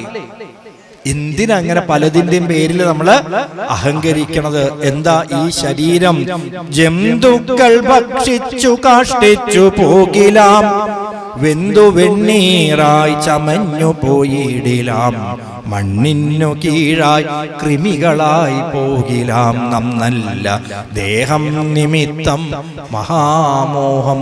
ഒന്നെങ്കിൽ കൃമികൾ ഭക്ഷിച്ച്, അല്ലെങ്കിൽ വെന്ത് വെണ്ണീറായിട്ട്, അല്ലെങ്കിൽ മണ്ണിൽ ചീഞ്ഞളിഞ്ഞ പുഴുക്കൾ തിന്ന് പോവാനുള്ളതാണ് ഈ ശരീരം. പിന്നെ എന്തിനായി ഇങ്ങനെ അഹങ്കരിക്കണത്? മാംസരക്താസ്തി വിൺമൂത്രരേതസാം സമ്മേളനം പഞ്ചഭൂതക നിർമ്മിതം. വാസ്തവത്തിൽ ഈ ശരീരത്തിനുള്ളിൽ എന്താ ഉള്ളത്? ഉർവശി, ഉർവശിയെ പരിചയം ഉണ്ടാവും. ദേവലോകത്ത് അതിസുന്ദരിയായ അപ്സരസ. ഈ പുരൂരവസ ഉർവശിയെ വിവാഹം കഴിച്ചിട്ട് അവളുടെ കൂടെ ജീവിച്ച് ജീവിച്ച് ജീവിച്ച് മതിയായില്ല. അപ്പോഴാണ് ഒരു ദിവസം ഉർവശി ചോദിക്കുന്നത്, എന്ത് കണ്ടിട്ടാ നിങ്ങൾ ഇന്നെ എത്ര സ്നേഹിക്കണത്? എൻ്റെ ഈ ശരീരം കണ്ടിട്ടല്ലേ? ഒന്ന് ആലോചിച്ച് നോക്കൂ, ഈ ശരീരത്തിനുള്ളിൽ എന്താ ഉള്ളത്? നിങ്ങൾ എന്തെങ്കിലും ചിന്തിച്ചിട്ടുണ്ടോ? ഈ ശരീരത്തിൽ വൃത്തികെട്ട സാധനം അല്ലാണ്ട് വേറെ എന്താ ഉള്ളത്? അല്ലേ? മൂത്രം, കഫം, മലം, രക്തം, പിത്തം, നീര്. ഈ ശരീരത്തിന്റെ ഉള്ളിൽ നിന്ന് പുറത്തേക്ക് പോണ എന്തിനെങ്കിലും ഒന്നിനെ പിന്നെ കൈ കൊണ്ട് പോട്ടെ, കാലുകൊണ്ട് പോലും നമുക്ക് തൊടാൻ അറപ്പാണ്. അല്ലേ? വായിലിരിക്കുമ്പോ ഉമിനീര വായത്തന്നെ ഇരിക്കുന്നത്. പക്ഷെ തൂന്നും പറഞ്ഞെടുത്ത് തുപ്പിയാ പിന്നെ പോയി തൊടില്ല. ജലത്തിൽ വെള്ളം നീരായിട്ടിരിക്കണോ, മൂത്രമായിട്ട് ഒഴിച്ചാൽ പിന്നെ പോയി തൊടാൻ പറ്റുമോ? പറ്റില്ല. അപ്പൊ എത്ര നല്ലതാണെങ്കിലും ഇതിന്റെ ഉള്ളിലുള്ളത് മുഴുവൻ വൃത്തികേടാണ്. അങ്ങനെ വൃത്തികേടുകളൊക്കെ അങ്ങനെ വെച്ച് അതിന്റെ മുകളിൽ ഒരു തോല് കൊണ്ടൊരു കുപ്പായൊക്കെ ഇട്ടപ്പോ നമ്മൾ വലിയ സുന്ദരന്മാര് സുന്ദരി. തോലും കിഴിച്ചു നോക്കണം, അപ്പൊ കാണാം ഇതിന്റെ ഉള്ളിൽ എന്തൊക്കെ വൃത്തികേടാണുള്ളത്. അല്ലേ? അതുകൊണ്ടാ പറഞ്ഞത് നന്നല്ല ദേഹം നിമിത്തം മഹാമോഹം. അതുകൊണ്ട് ഈ ദേഹത്തെ കുറിച്ചൊന്നും അധികം അഹങ്കരിക്കണ്ട. പിന്നെ ലക്ഷ്മണ, നീ ഇപ്പൊ എന്തൊക്കെയായി പറഞ്ഞത്? ഇങ്ങനെയൊക്കെ ദേഷ്യപ്പെടാൻ പാടുണ്ടോ? മുക്തിക്കു വിഘ്നം വരുത്തുവാൻ എത്രയും ശക്തിയുള്ളോന്നതിൽ ക്രോധമറികടോ. മാതാപിതാ ഭ്രാതൃമിത്ര സഖീകളെ ക്രോധം നിമിത്തം ഹനിക്കും നിതൂപുമാൻ. ക്രോധമൂലം മനസ്താപമുണ്ടായി വരും. ക്രോധമൂലം നൃണാം സംസാരബന്ധനം. ക്രോധമല്ലോ നിജധർമ്മക്ഷയകരം. ക്രോധം പരിത്യജിക്കേണം ബുധജനം. ക്രോധമല്ലോ യമനായതു നിർണയം. വൈതരണ്യാഖ്യയാകുന്നതു തൃഷ്ണയും. സന്തോഷമാകുന്നതു നന്ദനം വനം. സന്തതം ശാന്തിയെ കാമസുരഭികൾ ചിന്തിച്ചു ശാന്തിയെ തന്നെ ഭജിക്ക നീ. പറഞ്ഞുണ്ണി, ഈ ദേഷ്യം എന്ന് പറയുന്ന സാധനം ഉണ്ടല്ലോ, മനുഷ്യനെ നശിപ്പിക്കാനുള്ളതാണ്. കാമക്രോധശ്ച ലോഭശ്ച ദേഹേ തിഷ്ടന്തി തസ്കരാഃ ജ്ഞാനരത്നാപഹാരായ തസ്മാൽ ജാഗ്രത ജാഗ്രത. ആചാര്യസ്വാമികൾ പറയണം, നമ്മുടെ അറിവിനെ, ബോധത്തെ, ബുദ്ധിയെ, ചിന്തയൊക്കെ നശിപ്പിക്കുന്ന ആളാണ് ക്രോധം. ഇവിടെ പറഞ്ഞു ക്രോധം കൊണ്ട് എന്തൊക്കെ ഉണ്ടാവും? മാതാ പിതൃ ഭ്രാതൃ മിത്ര സഖികളെ ക്രോധം നിമിത്തം ഹനിക്കും നിതുപുമാൻ. അച്ഛനെ, അമ്മയെ, സുഹൃത്തിനെ, ബന്ധുവിനെ, മക്കളെ ഒക്കെ കൊല്ലുന്നു. എന്തിന്? ദേഷ്യം വന്നിട്ട്. ഇപ്പൊ കഴിഞ്ഞ ദിവസം നിങ്ങൾ വായിച്ചിട്ടുണ്ടാവും, ഒരു ചായക്കടയിലുണ്ടായ ഒരു തർക്കം. എന്താ തർക്കം എന്നറിയോ? 5 രൂപ ബാലൻസ് കൊടുക്ക, അതിന്റെ ഒരു തർക്കം. എന്തിനധികം പറയണ, ഈ വന്നയാള് കട നടത്തിയ ആളെ കുട്ടി അങ്ങോട്ട് കൊന്നു. എന്തിനു വേണ്ടി? 5 രൂപ. ഞാൻ വെറുതെ പറയില്ലട്ടോ, പേപ്പർ വായിച്ചാൽ മനസ്സിലാവും. 5 രൂപയ്ക്ക് വേണ്ടിയിട്ട്.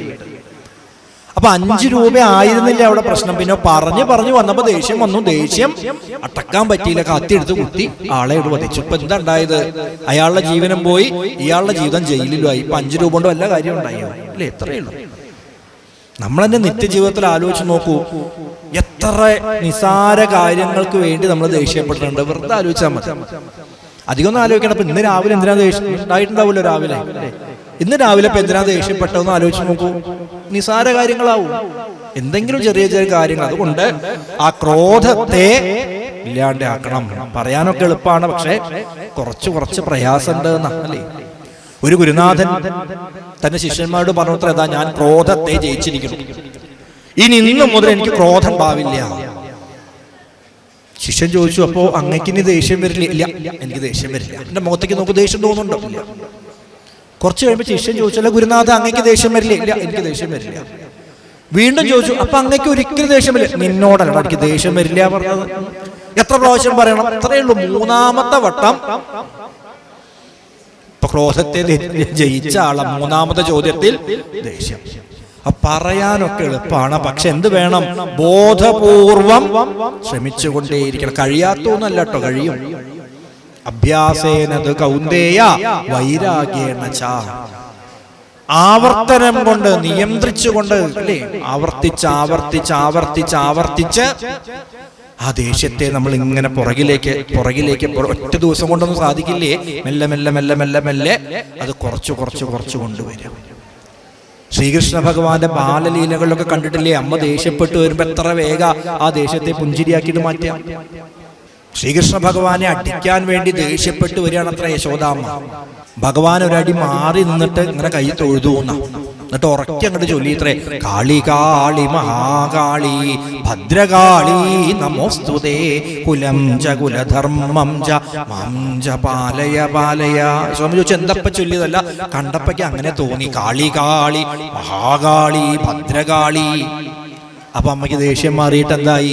ചിരിയായി, അല്ലേ? അപ്പൊ ഭാര്യ എപ്പോഴെങ്കിലും ദേഷ്യപ്പെട്ട് വേണമെങ്കിൽ ഒന്നും ആലോചിക്കേണ്ട, തൊഴ വിളിക്കുക, കാളി കാളി മഹാകാളി ഭദ്രകാളി നമോസ്തുതേ. നോക്കൂ, അപ്പൊ ഇങ്ങനെ മെല്ലെ മെല്ലെ മെല്ലെ മെല്ലെ ഒക്കെ ആ ദേഷ്യത്തെ ഇല്ലാണ്ട് ആക്കണം. ക്രോധം പരിത്യജിക്കേണം ബുധജനം. അങ്ങനെ ക്രോധം ഇല്ലാണ്ടായാലോ, ദേഷ്യമില്ലാത്ത മനസ്സിൽ എപ്പോഴും സന്തതം ശാന്തിയെ കാമസുരഭികൾ. അതുകൊണ്ട് ആ ദേഷ്യത്തെ നിയന്ത്രിച്ച് എപ്പോഴും കർമ്മങ്ങൾ സംഘങ്ങളൊന്നിലും കൂടാതെ, കർമ്മഫലങ്ങളിൽ കാംക്ഷയും കൂടാതെ, കർമ്മങ്ങളെല്ലാം വിധിച്ച വണ്ണം പരബ്രഹ്മണി നിത്യേ സമർപ്പിച്ചു ചെയ്യണം. ഈ 4 വരിയാണ് ശരിക്ക് ജീവിതത്തിൽ എന്നും ഓർക്കേണ്ട വരികൾ. ഇത് പഠിച്ചാൽ രാമായണം പഠിഞ്ഞു. കർമ്മങ്ങൾ സംഘങ്ങളൊന്നിലും കൂടാതെ, കർമ്മഫലങ്ങളിൽ കാംക്ഷയും കൂടാതെ, കർമ്മങ്ങളെല്ലാം വിധിച്ച വണ്ണം പരബ്രഹ്മണി നിത്യേ സമർപ്പിച്ചു ചെയ്യണം. എല്ലാ കർമ്മങ്ങളും ചെയ്തോളൂ, പക്ഷെ എന്ത് ചെയ്യരുത്? ആ കർമ്മഫലത്തെ കുറിച്ച് ആഗ്രഹിക്കരുത്.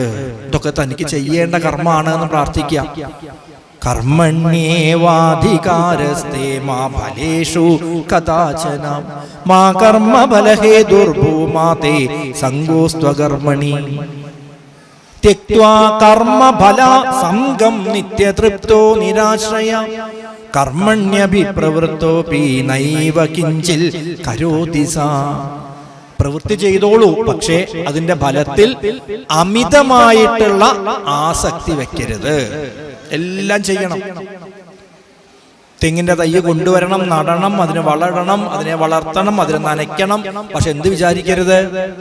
ഈ തെങ്ങ് വലുതാകുമ്പോ 18 കൊല നാളികേരം ഉണ്ടാവണം, ഓരോ കൊലയിലും 64 വീതം വേണം, ഇതൊക്കെ ഞാൻ തന്നെ തിന്നണം എന്ന് വിചാരിക്കരുത്. ചിലപ്പോ ആ കൊല തലയിൽ കൂടെ വീണിട്ടാവും മരണം, അല്ലേ?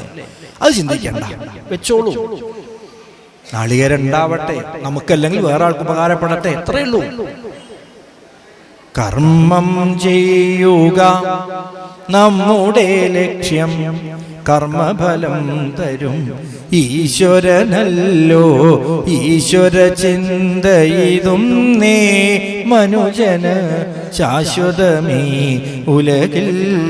അതാണ് പരബ്രഹ്മണി നിത്യം സമർപ്പിച്ചു ചെയ്യണം. ഭഗവാനെ തന്നെ സമർപ്പിച്ച് ഈ പ്രവൃത്തികളൊക്കെ ചെയ്യൂ. സൗമിത്രി തന്നോടിവണ്ണം അരുൾ ചെയ്തു. ആ ലക്ഷ്മണോപദേശത്തെ സമർപ്പിച്ചു. ഇപ്പൊ ഈ ഉപദേശം കേട്ട ലക്ഷ്മണന്റെ അവസ്ഥ എന്താ? അവിടെ അങ്ങോട്ട് എഴുന്നേറ്റു, എന്നിട്ടോ ഭഗവാനെ നമസ്കരിച്ചു. 2 വരി. എന്താ വരി?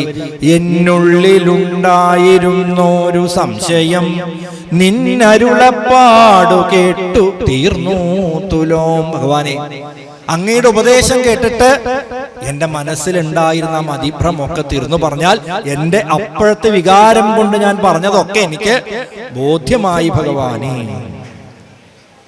തുടർന്നാണ് വനയാത്രാരംഗം. അത്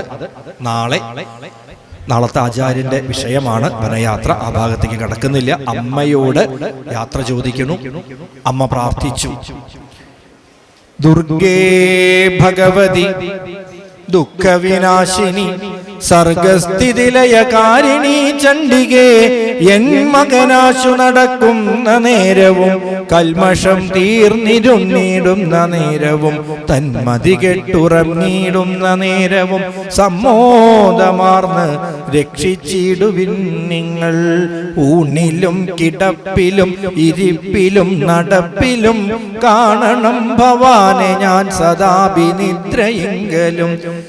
ഈശ്വര ഭവാന്റെ ലീലയല്ലി ലോകമാകവേ നിസ്തുല നിരഞ്ജന ശ്രീ വാസുദേവ പരിപാഹി മാം. കിടക്കുമ്പോഴും ഇരിക്കുമ്പോഴും നടക്കുമ്പോഴും ഒക്കെ എൻ്റെ മകനെ രക്ഷിക്കണേ എന്ന് അമ്മയുടെ പ്രാർത്ഥന.